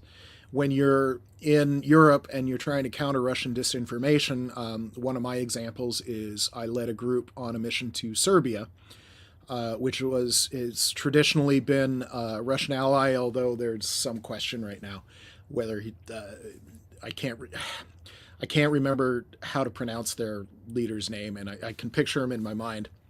I even met the guy, but he's been making overtures to the West, and maybe it's softening between the West and Serbia. But at the time, it was clearly a Russian ally when I went. And the Russian government pours money into allied nations, and Serbia has some infrastructure issues, to put a delicate touch on it. There's buildings with problems. They have problems with clean water, food control, all kinds of problems that you might have when there's not enough money and there's too much corruption. But that Russian Orthodox Church was stunning, and all of that work had been completed inside of the last 10 years. So they use the Russian Orthodox Church to get into the country, shall we say, and then you're playing on the citizens' deeply held religious beliefs, because the believers were trying to come to it honestly, but then you've got the clergy that are controlled by the Russian Orthodox prelate that's part of the government, and so it's kind of a problem. This is not new historically either. Europe's had a lot of problems with this, without going into too much detail, but this is not a new Russian problem. The Russian Orthodox Church was definitely a problem. There were incidences of Russian Orthodox priests sending information back. In the initial stages of the invasion, they were trying to conduct incidences of sabotage, or at least, hey, this is the place you need to attack. The actions of the Russian Orthodox Church have, in many cases, violated their protected status. Now, going back to the principles, when you're trying to counter that, you have to take into account, humanity and distinction and proportionality. So, would each and every Russian Orthodox priest be guilty? No, you can't say that. Would the buildings be liable for attack? No. But Ukraine had very, very real and justified reasons for breaking the Ukrainian church's ties to the Russian prelate. And it was because the Russian prelate was becoming an active participant in the war against Ukraine. And so in some ways, the Russian Orthodox Church became a combatant. Well, I'm all about peace, and I'd like for the conflict to come to an end, but I'm also strongly of the opinion that you can't get to a meaningful peace without truth. And if you if it's and it's really just that simple. So that's why I'm calling out some of these inconsistencies and outright lies. There are reasons why some of these things are done, and for any media person to sit there and say there's no reason at all for something, that to me is just Yes. an outright propaganda. I can say that I'm highly disappointed in some famous journalists from America, without naming names because there's more than one. The information's out there. I can send you these links that talk about what the military teaches about the laws of war, what the International Red Cross is, the actual language of the treaties. It's not hard to find. It's out there. The simple Google search away. All of the American military documents are public domain. There's nothing classified there, and anything that the military has that's not classified or otherwise needing to be kept to certain eyes is public knowledge. So there's nothing secret about the laws of the international laws of war because they are U.S. law. We signed the treaty. The language is in a Senate bill. It's just, it's all out there. So when people are giving this information out that's wrong, they are misinterpreting, they're misrepresenting, or they're just making stuff up. Or they're blowing it out of proportion, like that video that appears to show the civilian beach. Well, it's a little out of proportion. The claims are a little bit high for what I saw. Quite a bit high. So I'm highly disappointed, not only that the journalists and the other famous people like Scott Ritter, they put out these things that are just plain wrong. It's also a problem because some viewers, some listeners, some fans of these people take them at their word. I did think it was funny. I'm going to quote Zelensky again just because it was such a great quote. Because he was interviewed during the NATO summit by Brett Baer of Fox News, who sometimes says things that are not true, but he's at least one of the more honest ones, where Baer asked Zelensky if he was informed about American politics. And Zelensky shot back, and you have to applaud him for this. I think sometimes we are closer than you, Brett. And that was a bit of a mic drop. So viewers have to understand the sources that they're looking at. Anybody that thinks Scott Ritter is an honest actor needs to look up Scott Ritter and what he's done, both good and bad, because he was not always this way. Tucker Carlson, they should understand he has no military experience. He was never a foreign policy expert. He's smart. That's one of the problems. He's a smart guy.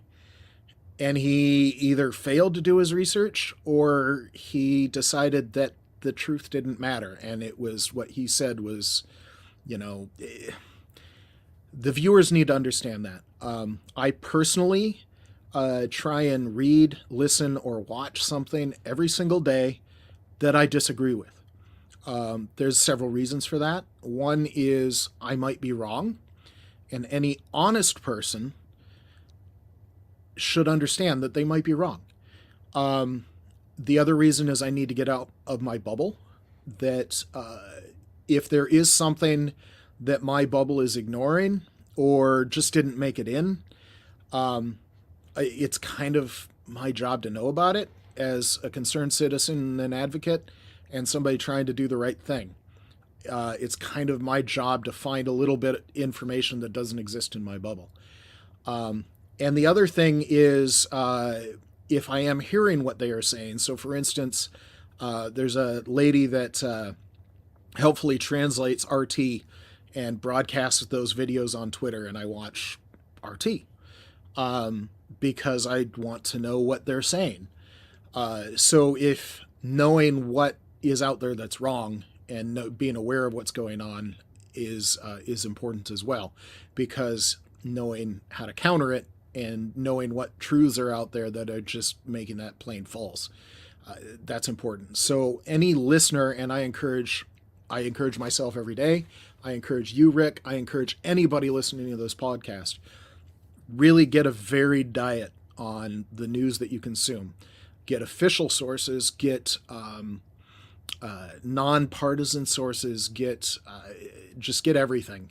And know what you're listening to, know the background of who's actually trying to give you information. Mm-hmm. It just be a very honest consumer, if that makes sense. Yeah, that's what I've always said here too. And as a journalist, it's my job to talk to everybody. It's my job to try to get people closer to the truth by exploring a variety of, all angles of a story, all sides of a story, not just two sides, but all sides. But at the same time, it's difficult right now to navigate through Mm-hmm. what is truth and what is an outright lie. So I get the truth is out there, yeah, but it's somewhere. X-Files, truth is out there. But sometimes it's a little harder to dig, but sometimes people ignore the easy sources. Like all of these claims about war crimes. And this is one of the things that surprised me talking to people about Russian war crimes. They don't even understand those 5 basic principles that govern what we're talking about. So the very basic grounding to understand the subject isn't there. And when I hear people like Tucker Carlson or somebody that really should know better is Scott Ritter, misstate these things, that they're obviously misstating things from a very basic level. And you're just like, it's like trying to talk about math and you're saying that 2 + 2 = 3. And you're just like, yeah, you're not there, not even close. Like what you said is so bad it doesn't even qualify as wrong, is one of those scientific, I'm paraphrasing, it's not quite a quote. Well, I've seen the rhetoric just amplify itself over time as the conflict has continued. Everything is in absolute terms. Ukraine has no chance of winning. Which is obviously devastated. false. Yeah, like which is true. Constantly, just and everything they're telling you is a lie. Everything, those kinds of absolute statements. Mm-hmm. That is the stuff that automatically sends up a red flag for me. Yeah, well, anytime somebody makes a blanket statement, it's ironically for the phrasing, anytime somebody makes a blanket statement, they're always wrong. And yes, you are allowed to laugh at that statement.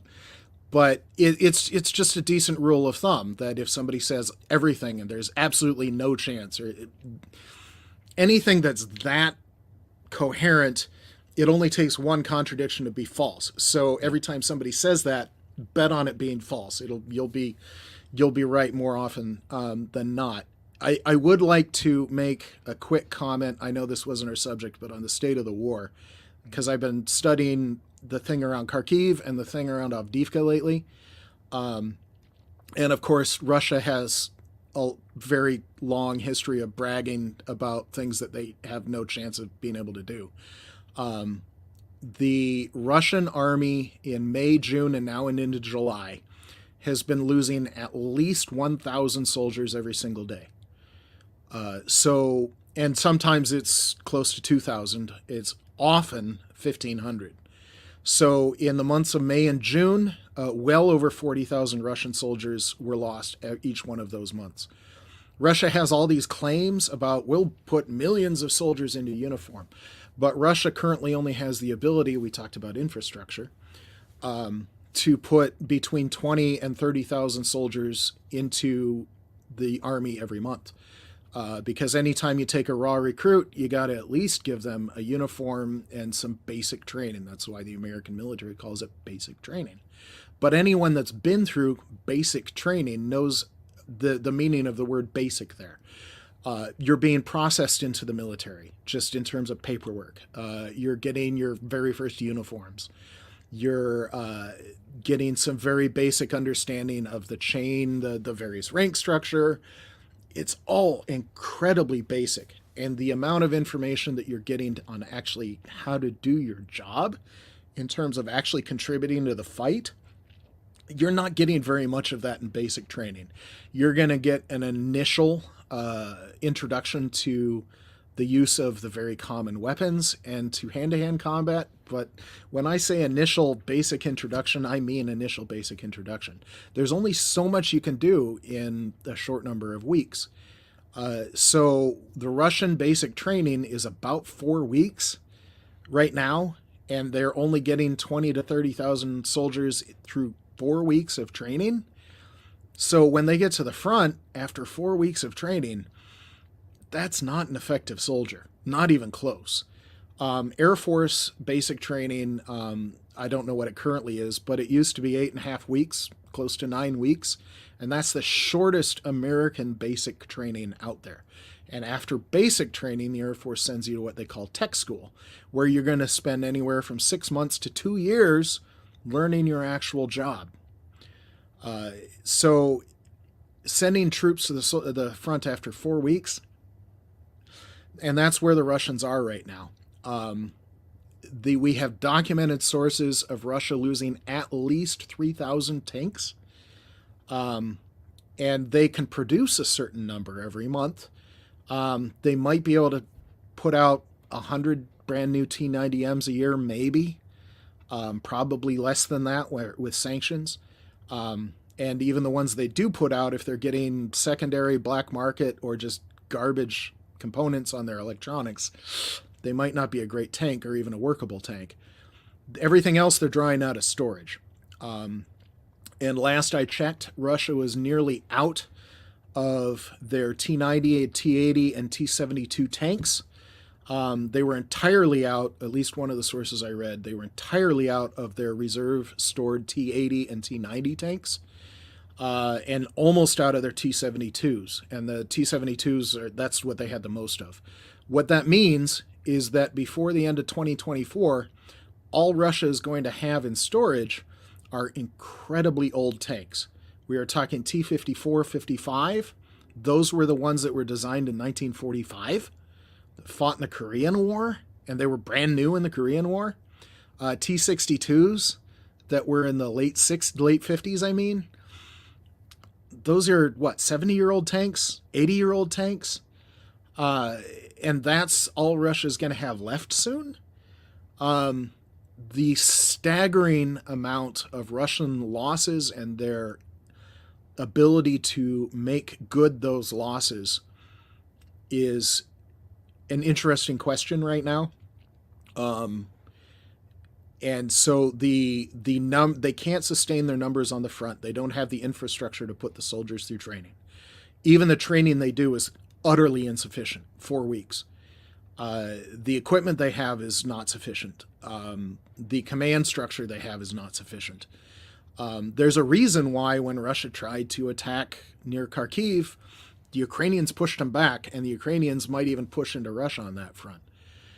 There's a reason why the Russian army spent 9 months in the Avdiivka direction, gaining, 30 miles, maybe? I think somebody did the math on that, and at the rate of the Russian advance in the eastern part, not their retreat in the Kharkiv part, but their advances in the eastern part, it'll take them something like 150 years to conquer Ukraine at this rate, losing 1,000 soldiers every day.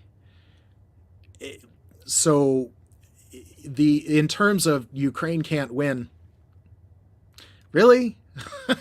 So, I mean, in some terms, Ukraine has already gutted the Russian military in a lot of ways.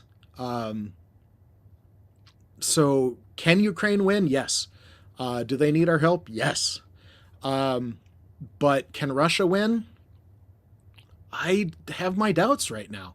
They have the mass, but they've been so gutted and so Ukraine has punched so far above their weight in this war.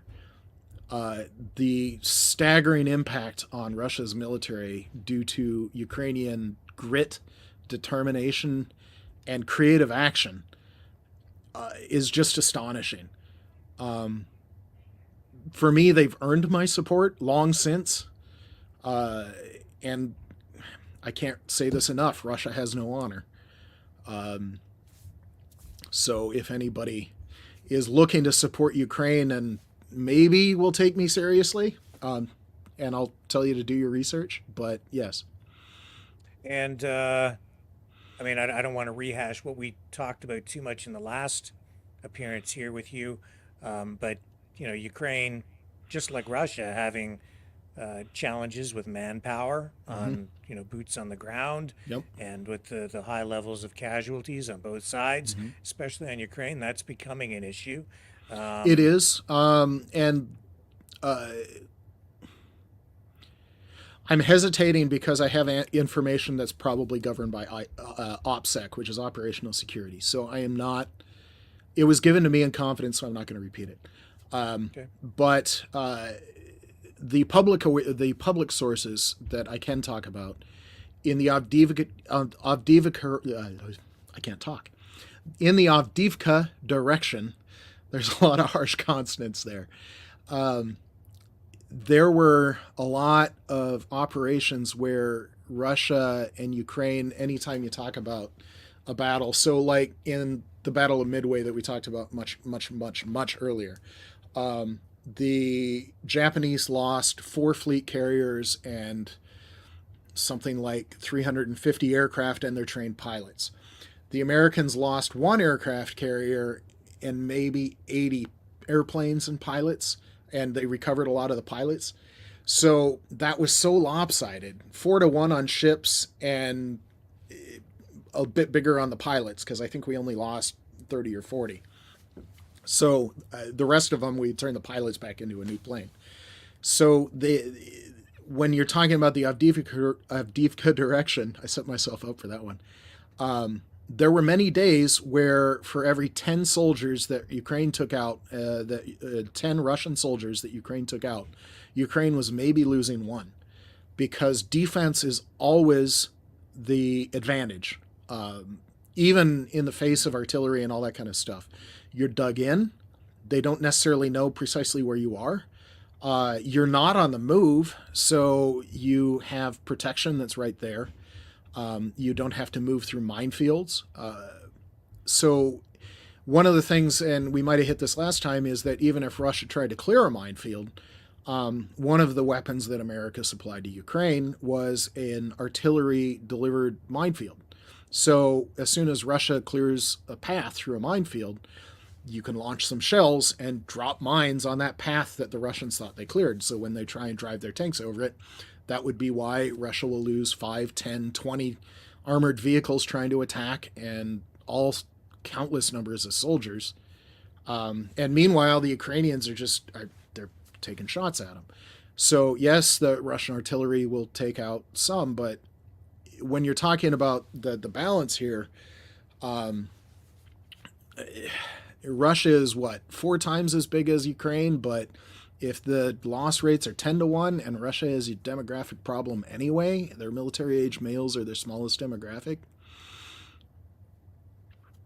Yeah. I don't want to say Ukraine's winning, but they're doing a real good job. Yeah. And while all that's going on, people are still talking about peace. I've seen, I have to say, I find it odd, a little bit odd, that RFK Jr. keeps coming out and sort of blames Ukraine for the failure of peace, or maybe more specifically, he blames the United States and Britain for throwing a monkey wrench into Vladimir Putin's peace offers, which I think in the course of this, there may have been peace offers, but I'm not sure that they've been entirely sincere. Maybe a little disingenuous at times. Can I reframe that? So sure. When Russia says, well, let's have peace, and we want to keep Luhansk, Donetsk, and Crimea, and Kherson, those are the 4 that we want. But so the Russian army has proven incapable of making serious inroads the last 2 years. In some cases, they even got pushed back, like in Kharkiv recently. But they want peace, and they want to keep the lands that they had. So this is very disingenuous, right? Mm-hmm. So they're when you look at it, the Russians will talk a big game, but they're actually negotiating from a position of weakness right now.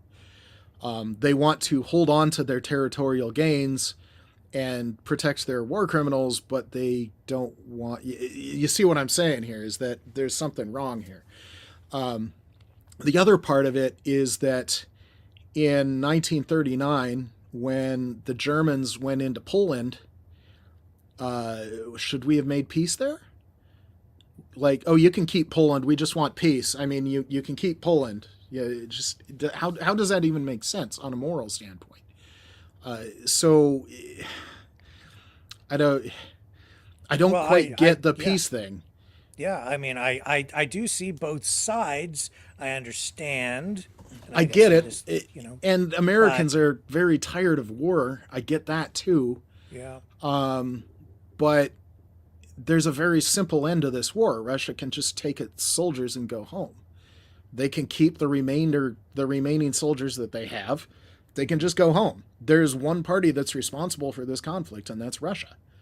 And trying to talk about peace and who's at fault, well, if Russia took their toys and went home, we'd have peace. One thing that you did bring up, Hungary, you showed that on the picture. I wanted to just dig into This is one of those current events, and it's not this specific news story, but sometime in the last day or two, Ukraine cut off half of Hungary's oil supply because Hungary gets most of its energy from Russia still, and it flows through pipelines that go from Russia to Hungary through Ukraine. When you're talking about a military target, that Hungary, the money from a nation that's not currently at war with Ukraine and technically is supposed to be on the side of NATO, that's helping Ukraine, but they are financing the Russian war material because the only Russian export right now is oil. Yeah, that's pretty legit to shut down that pipeline. So Hungary is, they're talking about their national reserves already, but they're going to have to start talking about shutting down their power supply within the next 90 days. Sometimes, in some cases, maybe in the next couple of weeks. So when you're talking about Orban's Hungary, maybe that's not the most honest actor. So I can understand them moving high-level meetings out of Budapest. The other side of that is that if Orban was a conduit to Russia and we're giving that up, I understand why the diplomats were trying to use Hungary as a tunnel into Russia. Somebody that the Russians would actually talk to, I get. But, yeah, well, he just did that whirlwind peace tour, right? Mm-hmm. Do you think that there was anything positive that came out of that? It seemed to me like it sort of fell flat. It did, and for the same reasons that I'm talking about. Russia is incapable of making serious gains on the battlefield right now. And when they try, they just take horrendous losses for minimal gains. Some people have called it strategically insignificant. They really haven't captured anything big the last 9 months. And then they're trying to talk about, well, okay, we can't really win, but we want to win through negotiations. We'll lie to you and we'll negotiate peace, and maybe we can win that way, even though we can't actually win, or we're going to have to struggle so much winning that, so there's a reason it fell flat. Nobody's buying what he's selling. Yeah. And I mean, I've been critical of the Ukrainian government here. I don't like, the list of journalists that they target. Ukraine citizens are often critical of the Ukraine government, sure. even when they support it. So there's reasons for that. And I'm critical of Russia as well, because they have an American journalist in custody right now. Yeah. Yes. The famous one from, I like to say, the Wall Street Journal. Thank you for the name. It wasn't popping into my head. Yeah. And we've called that out too. So I'm not popular. I'm in the middle of the road getting run over all the time. But, you know, that's my job, and that just comes with the territory. I'm just trying to be fair and balanced, and I have to say, Mike, tonight I think that everything you've been saying has been honestly pretty balanced. You're not sitting there saying, I "Don't try listen and- to those guys. Everything they're telling you is a lie." I haven't heard that even once from you. I specifically told you not to trust somebody that says that. So just as a a general piece of research advice that you don't trust anything until you can verify it. So I know I've been talking a lot. I didn't know if you wanted to go to any audience questions. I didn't know if there were any. We can. I can. It's up to you. Here. I've got more to talk about, but sure. Sometimes I get sick of my own voice. Do you guys have any questions? I can. I'll look in the Rumble chat as well. Let's just see here. If anyone wants this shirt, this is an example of Ukrainian grit and determination and ingenuity. Yeah, Grizzly 2 Sucks says, no surprise, Rick is very pro-Russia in his coverage. Well, we've had a lot of, pro-Russian people on the show. No question about that. I would say, and I told you that I watch I've got like 3 words of Russian, so I need the translator, but I watch RT to know what the Russians are saying. Sure. And also I watch RT so that when I hear what RT is saying, and then I hear the exact same words coming out of somebody else's mouth, I know that they're just repeating the Russian talking points. Yeah. And what was it here? This is too much for Rick thinks this guy is balanced. He needs his scales checked. Okay. Did that person have a question or a specific comment? No, I think I just like to highlight the people who attack me. Well, I would say if they have, some people just want to grumble, but if they actually have a specific question, then we can address it. Otherwise, they're just grumbling. Yeah, so... That's the nice version of the sergeant in me talking about how people grumble. Let's just say if I was active duty, my language would be a bit harsher and probably censored. Yeah, give me a question here, guys. Don't just sit there and spout off. Any questions? Well, what else do you want to talk about, Mike? It's up to you. I mean, we did, a week ago we were talking about the NATO summit. That's kind of old news. I would want to mention, kind of like the laws of war, that people just don't have a basic understanding about. People sometimes lack a basic understanding of what NATO is. And like any organization... But let's hold off on that for a moment. Okay. I do have somebody on the line, one of our regulars, and this is John Scotty from out in Western Canada in Alberta. And John, go ahead. You're on the air. You have a question for Mike? I do, Mike. You know, Mike, may God bless you. I really appreciate what you're doing. Mike, as a human being, I'm so saddened. My grandfather was World War I veteran, John Hugh Manson. He lied about his age, went into World War I, and that was in 1918. I wouldn't exist, Mike, without my grandfather coming back from World War I in Paris. He got gas with mustard gas. Mike, we've learned nothing, my friend. Nothing.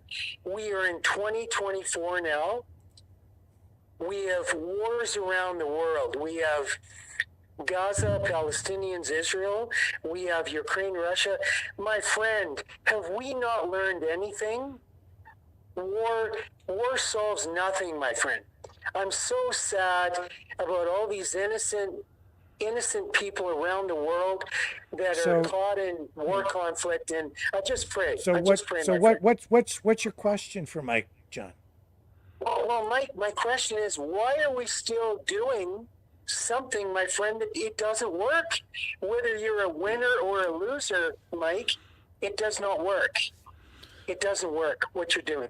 So I do get what you're saying. There's a reason. I'm going to sign off. I'm going to sign off and let Mike answer, John, because you guys can't hear each other. But thank you for the call, sir. Thank you, sir. Have a great Thank you, Mike. Love you. Go ahead, Mike. I do appreciate what he's saying about his ancestor, his veteran ancestor. That's important. My ancestors, my name Pekarek is Czech. My great-grandfather fled what was then Bohemia. It's the Czech Republic now. It was about an hour south of Prague. I visited his farmhouse about a couple of years ago. And he fled a Europe that had been racked by wars for a long time. The history of Europe got real bloody quite a bit. When I was looking at NATO, one of the things to understand about NATO is that is one of the most, it is a defensive treaty, it's a military treaty, but it is one of the most effective organizations for the creation of peace in modern human history. I mean, I can only go so far back, but Europe had, if you look at the 1800s through 1945, you had the Napoleonic Wars, various Habsburg revolutions. 1848, I think all of Europe was at war. That was an awful time to be in Europe. The 1853 to 1856 Crimean War. There were 3 separate Russian-Ottoman wars in the 1800s. One century, 3 separate wars between Russia and the Ottomans. There was the Spanish-American War that was global. World War I, World War II, which was just huge and just brutally destructive. And in 1945, we said, look, we need to do something that will stop this. We need to rebuild Europe. We had the Marshall Plan to rebuild Europe and Japan. We threw all sorts of resources and effort at it. We formed this treaty between former foes. It wasn't necessarily an important event it was important. I shouldn't downplay this. So every year in Normandy, they celebrate the Normandy invasions where we began the liberation of French from Nazi rule. And the French still thank us for it. Just an American showing up at Normandy. But the year that I went, it was the first time that the German military, the Bundeswehr, was participating in the D-Day commemorations. And when you're at the beaches or Punt du Hoc, or there was a church that I went out that was a Nazi war crime that nobody knows about, but people there know about it. There are German soldiers in formation at these commemorations. You've got German soldiers next to French soldiers next to you, British soldiers next to American soldiers. They're all together, they're all friends, they're all allies. And when you're thinking about the history of Europe and what NATO has done, and you've got Germans standing next to French, and if you know anything about that, that's just astonishing, that the success that NATO has had. I don't want to understate this, that NATO is just astonishing. 75 years through 2022, there were no big land wars in Europe, and that was unheard of historically. And then who kicks this? It wasn't the US, it wasn't the Ukrainians, it wasn't the Germans, it wasn't the French, it was the Russians. There is exactly one person, one group, one nation that's responsible for the current problem. And what I said, they could take their toys and go home, and this would be over right now. And that's the only nation that is capable of ending this war right now, is the Russians. So when I hear what you're talking about, but it's very much to say peace, peace, peace. I get it. But when we look at historically, should we make peace? Do we have to fight? Sometimes you have to fight. Some people you can negotiate with, and some people you can make peace with. And some people will eventually be your friends. But some people you have to stop. And there's just no other answer. And as awful as that is, and the struggle and the pain and the sacrifice that you have to go through to get to the point where it's stopped, the people in France know how important it was that we fought. The people in Poland know how important it was that we fought. It's not even close to a thing that in maybe 1943, maybe we should have made peace. Really? Well, maybe I can suggest a current scenario. The current Cuban Missile Crisis. We have Russian submarines sitting off the coast of Florida right now in Cuba, equipped with nuclear weapons, very likely. The mainstream media, not talking about it. Nobody's really talking much about it. Trump mentioned it. But, if you go back to the Cuban Missile Crisis, was the United States justified? Would they have been justified in invading or taking over Cuba? I think at the time, some people said yes because of the Cuban Missile Crisis. But I don't know if the mindset is there right now. Would the United States be justified in invading Cuba right now because there are Russian submarines with nuclear weapons sitting in port in Cuba? I'm not sure that that's legally justified any more than Russia is justified in invading Ukraine because they're worried about NATO, Ukraine joining NATO. I don't know that legally it's not justified. Mm-hmm. Do you see what I do. And so it's an interesting question. I might point out that when JFK faced this, did he invade? No. How was the original Cuban Missile Crisis solved? Through negotiations and diplomacy. We ended it up. Well, there was the Bay of Pigs invasion. Yeah, prior that's to that. True. That's a little bit different scenario. But that's a little different. He green-lighted it. Yeah, so that one was a counter-revolutionary thing. I get it. I think it was not our best moment. But in terms of the actual Cuban Missile Crisis, or what's going on today, which is a pale shadow when you're talking about the amount of weapons involved. Right. And honestly, Russian submarines, they don't have a lot of them, certainly not compared to the Cold War. Yeah. That might be one of the few parts of the Russian military I'd be willing to say is possibly effective and incredibly dangerous. And I'm sure that the West has been tracking all of these submarines. And when I'd like to say, I can't remember the name of the class of the submarine, but it's one of their new ones that went into Cuba. Almost simultaneously, an American submarine surfaced in the naval base at Guantanamo, which is the one part of Cuba that America still owns. That I would bet a lot of money that was the submarine that was trailing the Russian sub. It had eyes on that Russian sub from the time that sub, the Russians left their port, to the time it surfaced at Cuba. I bet the Americans were tailing it the entire time because Russia has been making nuclear threats. And that's something to take seriously. And we've given them strong warnings. But when I said trust and verify on your news, well, trust and verify when you're talking about a nuclear threat. So I get it. The current situation is not great, but we knew that Cuba was still a friend of Russia. That's been true for decades and decades. The Russian ships visit Cuban ports is true. That this one was a nuclear capable one. They were saber rattling. Yes, that's true. But we also counter rattled where we surfaced the sub and said, yeah, we knew you were there. We knew where you were the entire time.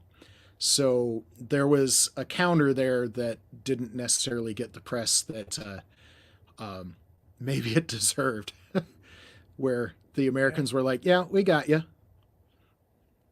Well, I do see the concern about NATO, but at the same time, Ukraine is a sovereign nation state. It has a right to exist. Ukraine did not invade Russia. Where are the troops right now? The Russian troops. All of them inside Ukraine. They're in Ukraine. Yeah. So I don't know. It seems pretty clear that this is an invasion of Ukraine. You can call it a special military operation if you want to, but it looks a whole lot like a war to me. Yes. And it's interesting that they're not even allowed to call it a war. So Yeah. there's a whole song and dance that you can talk about with that too. Yes. So. Any other questions here, guys, for Mike tonight? Oh, there was somebody here. I think we sort of you sort of addressed it, but I guess people want to know again, or Sure. maybe elaborate. Yes, Rick. Someone asked, where does he see things going if Trump is elected? So that's something that I can't really talk about except in a personal. And since I have my official affiliation right underneath my name, I can't really talk about it as official. So it's similar to when I was an active duty military person and I was in public in my uniform. I was literally the voice of the United States Air Force because I was wearing an Air Force uniform at the time. So right now I can't really speak to my personal opinion of that. I do think that NATO has been working to. One of the things I didn't mention when I was talking about NATO is I talked about the percentage GDP of various nations, but when you're talking about the actual dollars on the ground in terms of NATO military expenditure, the United States has a $28 trillion economy. It's the biggest economy in the world. And the rest of NATO, all of the other 31 nations of NATO together added up have $24.5 trillion in gross domestic product. Now, America has 330 million people and the rest of NATO has 563 million people. So they have not too far away from twice the number of the American people and the rest of NATO. But by far the big heavyweight in NATO is the Americans. And that's just on a numbers game. You can't get around it. Could the rest of NATO do more? Looking at you, Canada, yes, you could. And you should. President Trump spent 4 years very vocally and publicly saying the rest of NATO, you need to do more. And he was. In fact, I think they're making the 2% mandatory as of the last meeting, right? They were trying. But like I said, sometimes this takes some effort. Canada will have a hard time going from 1.3 to 2%. That's a big jump. And so there's one thing to throw money at it, but you also have to have the ability to use the money effectively, wisely, and efficiently. So there's a limit to how fast you can throw more money at it. So you can do it, but you have to be careful. So it does take some time. And there was the big spur that in 2021, after 4 years of Donald Trump, there were only 6 NATO nations, including the United States, that were above 2%. And by 2023, a combination of President Biden's leadership and just the sheer grit and obvious choice that we needed to support Ukraine, and the fact that Russia was willing to invade a nation without provocation, all of a sudden, a lot of NATO nations say, we could be next. It spurred a lot of action. And under not just President Biden's leadership, but a lot of other NATO nation leaders, heads of state, it went from 6 after 4 years of Donald Trump to 23 as of January 1st of this year. And it's only going to go up from there. So, yes, NATO needs to do more. Donald Trump was not wrong. President Biden was asking the same thing. President Biden was not wrong. President Obama was asking the same thing. President Obama was not wrong. And the same for President Bush. The 90s were a little bit different. Everybody was doing the peace dividend. But yeah, so there are some things that President Trump could do well. There are certain avenues to convincing President Trump that Ukraine is a thing that he needs to support. There are certainly a large part of the Republican elected officials in Congress that vocally and actively support Ukraine. And when you look at the demographics of voters, Republican voters, they actively support Ukraine. So I think there's an avenue, despite some of the resistance and the statements.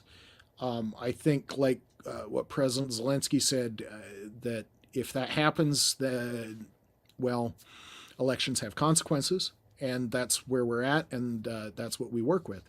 So I think President Trump could be convinced to do great things, but we'll see how that goes. And we have another regular on the line here, a contributor to the program. We call him Dragon. Is Ian? Go ahead, Dragon. What's your question for Mike? Well, my question for Mike would be, how is the situation with the Cuban crisis that we have now? How bad it is? How serious is the situation? And is NATO or Canada should have done more to that, to pressurize Russia not to be sitting around our borders? So how serious is the situation with the Russian subs in Cuba, and or should Canada have done more? Should we be doing more on the Canadian side to put pressure on Russia? Is that the question? That's pretty much it. Yeah. Okay. All right. I'll hang up and let Mike speak to that. Thanks, Dragon. No problem. So, caveat here, you're going to want to do more research, but my impression is that it's not anything that we haven't really seen for any number of moments of Russian ships visiting Cuba than we haven't seen for the past several years. There was a hiatus. There was at least more than a decade. I'd like to see even more than 2 decades where Russian ships were not visiting Cuba, and then they restarted. And that was some cause for worry, but the Russian Navy is significantly smaller than it was even 30 years ago. And I mean, the American Navy is not as big as it was either, but the Russian Navy just got gutted. So they are finally building more decent subs, but their current version of an attack sub is a 1980s design. The first copy of that class, I think, took like 30 years to build. They started it in 1988. I don't think it finished until the last couple of years. So it was just sitting there for a long time. It could possibly be an effective submarine, but that remains to be seen. So I don't think it's any more serious. I think Russia wanted to make it serious. I think maybe during America's silly season, maybe some people were blowing it up more than it should be. It's just like, oh, there's a Russian sub in Cuba. Why didn't somebody do something about it? Well, we don't exactly give orders to Russian subs, and Russian Navy vessels visiting Cuba is not unheard of. So it's one of those things. And like I said about the American submarine that surfaced almost immediately afterwards, that was kind of one of those, we got you. Yeah, we've been watching you. We're here. Yeah, that I don't think it's as serious as people are making it out to be. It's always concerning, but like I said, Cuba's been a Russian ally for a long time. I think it's in America's best interest to fix that. And I think for a while we were moving in that direction. I'd like to see us move in that direction more strongly now. I think the Cubans are ready to be friends with America again, maybe under better circumstances than in the 1950s. Again, maybe not our finest hour. But I think the smart move would be to flip Cuba. That would be the smart move. Make that into a friend of the West. Now, in terms of what Canada could do, I think they're already doing some. I know Canada has some internal politics I don't necessarily understand, but they are making some big moves. Seems like forever ago I mentioned the Americans in 1934 saving their shipyards and building the ships that won the Battle of Midway. We're doing that again, but Canada is starting to bulk up their Navy. They're starting to recapitalize their Air Force with new jets. They're doing a lot of basic groundwork that I really wish they had done 10 years ago in 2014 when Russia invaded the first time, but at least they're maybe starting to do it now. The jets the jets Canada is currently flying are Legacy Hornets. Upgraded, they're possibly great jets, but they're old and there's only so much technology that you can throw at metal fatigue. So when you're flying if you have a Ferrari in your garage and you drive it hard every time you take it out of the garage, 40 years later, it's not going to be the same Ferrari that it was when you bought it. So the same is going to be true of those legacy Hornets, the F-18Cs that Canada flies. They were great jets, and with upgrades, they're possibly still great jets, but they're old, and there's nothing that can fix that other than buying new jets. So Canada's trying to do that. I believe they've got a frigate program. I'm trying to remember if I was reading about submarines or not, or if I'm mixing that up with another NATO nation. But there's a lot of basic work that Canada is doing, and they should be doing, and they should have done 10 years ago. I think we bought some used subs. I think that's actually what we did. That's not necessarily a bad thing. I think did they leak? I think so. Okay. To go with our canoes, but used isn't necessarily bad, but used can be bad. That was a few years ago. I might be a little out of date on that information. Yeah, I'll look that up again. I don't remember what the story was, but I do know that there is a surface ship program, a major one that sometimes Canada doesn't get the credit it deserves for the contributions to the Battle of the Atlantic in World War II, where Canada had a very real and significant naval presence, fighting the U-boats especially, but doing other things as well. They had significant army presence in the liberation of France, among other things. So Canadians do have a proud military history. I think they should be doing more now. What is the impact on us here domestically in Canada, in the United States, if Ukraine falls, or if we get a new president who comes in and says, let's just pull out and not support Ukraine. This isn't worth it. Let's just give it up. So I'm going to go back to what other people have called this moment in time is our 1938 moment. This is the time where we either capitulate in the face of aggression or we stop it. We choose to stop it. And that's the choice in front of us. We need to make the right choice. And the effect on the rest of the world, if we allow Russia to have its way in Ukraine, in the face of all the war crimes that I detailed earlier, and just the fact that we let them invade and conquer a country, and we allowed it to happen on our watch, is not something that history will certainly not treat it kindly, but the citizens of the West should not treat kindly. And that's part of the thing where I mentioned that there is bipartisan support for Ukraine in the United States, and the elected officials need to understand that. There's side benefits, like I said. I don't want to be making it sound like we're profiting off of somebody else's pain, but when people are resistant to helping, and they're like, well, the dollars are going nowhere. Well, they're going somewhere, and a lot of those dollars are going to Americans, and not just rich people. It's all those people that are working in the factories making great money at high-skilled jobs. There's any number of factories near me. There's the ammunition plant that's about an hour south of me, that's run by General Dynamics, a part of Lockheed. Boeing has a bad name in the airline industry now, but their military branch is superb. They've got F-15s, Super Hornets, and the new MQ-25, I'd like to say, Stingray drone for the Navy, all within close distance of where I am right now. And all of those things bring in good money. They're high-paying jobs. They're people really have to know what they're doing to do those jobs. So the skill level that can demand the high pay. We in America can't allow Ukraine to fall for moral reasons.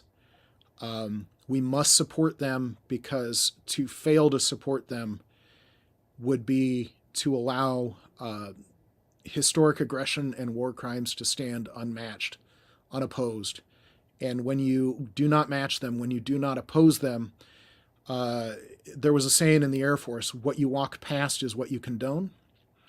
And if I, in the Air Force, would watch somebody doing a bad job and just walk past it and not saying anything, I effectively said, that's okay.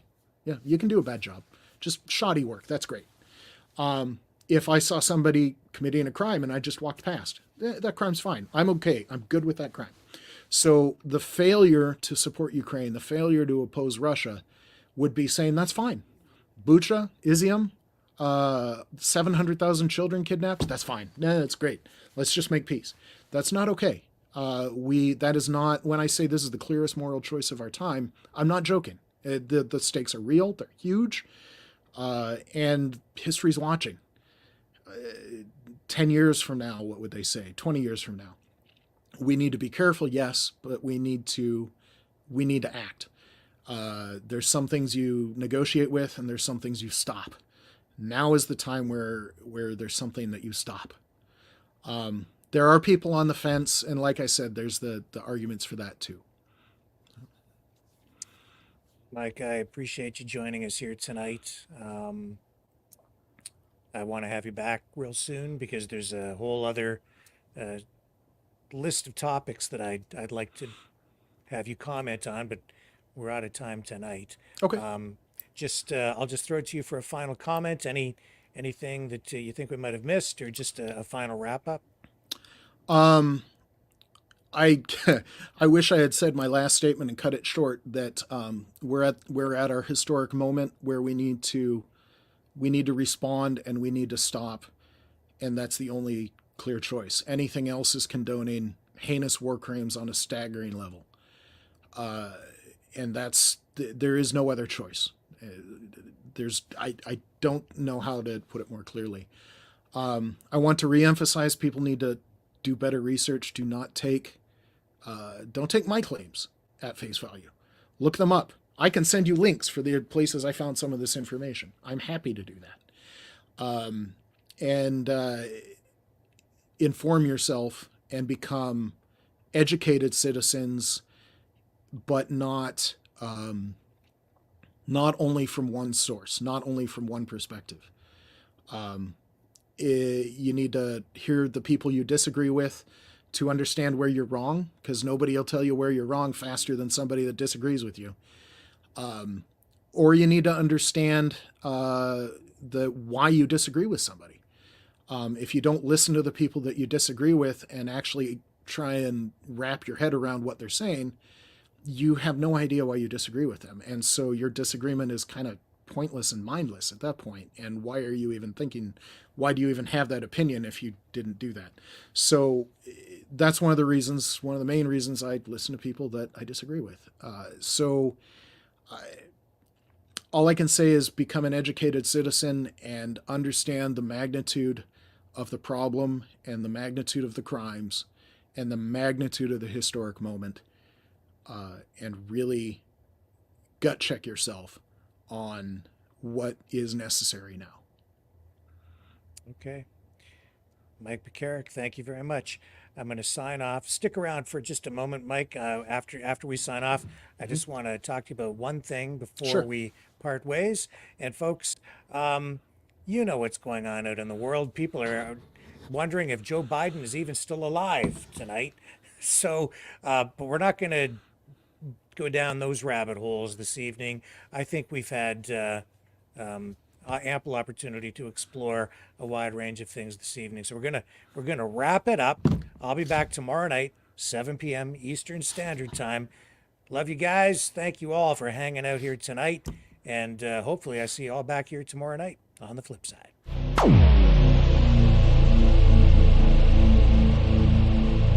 This has been a Maverick Multimedia production.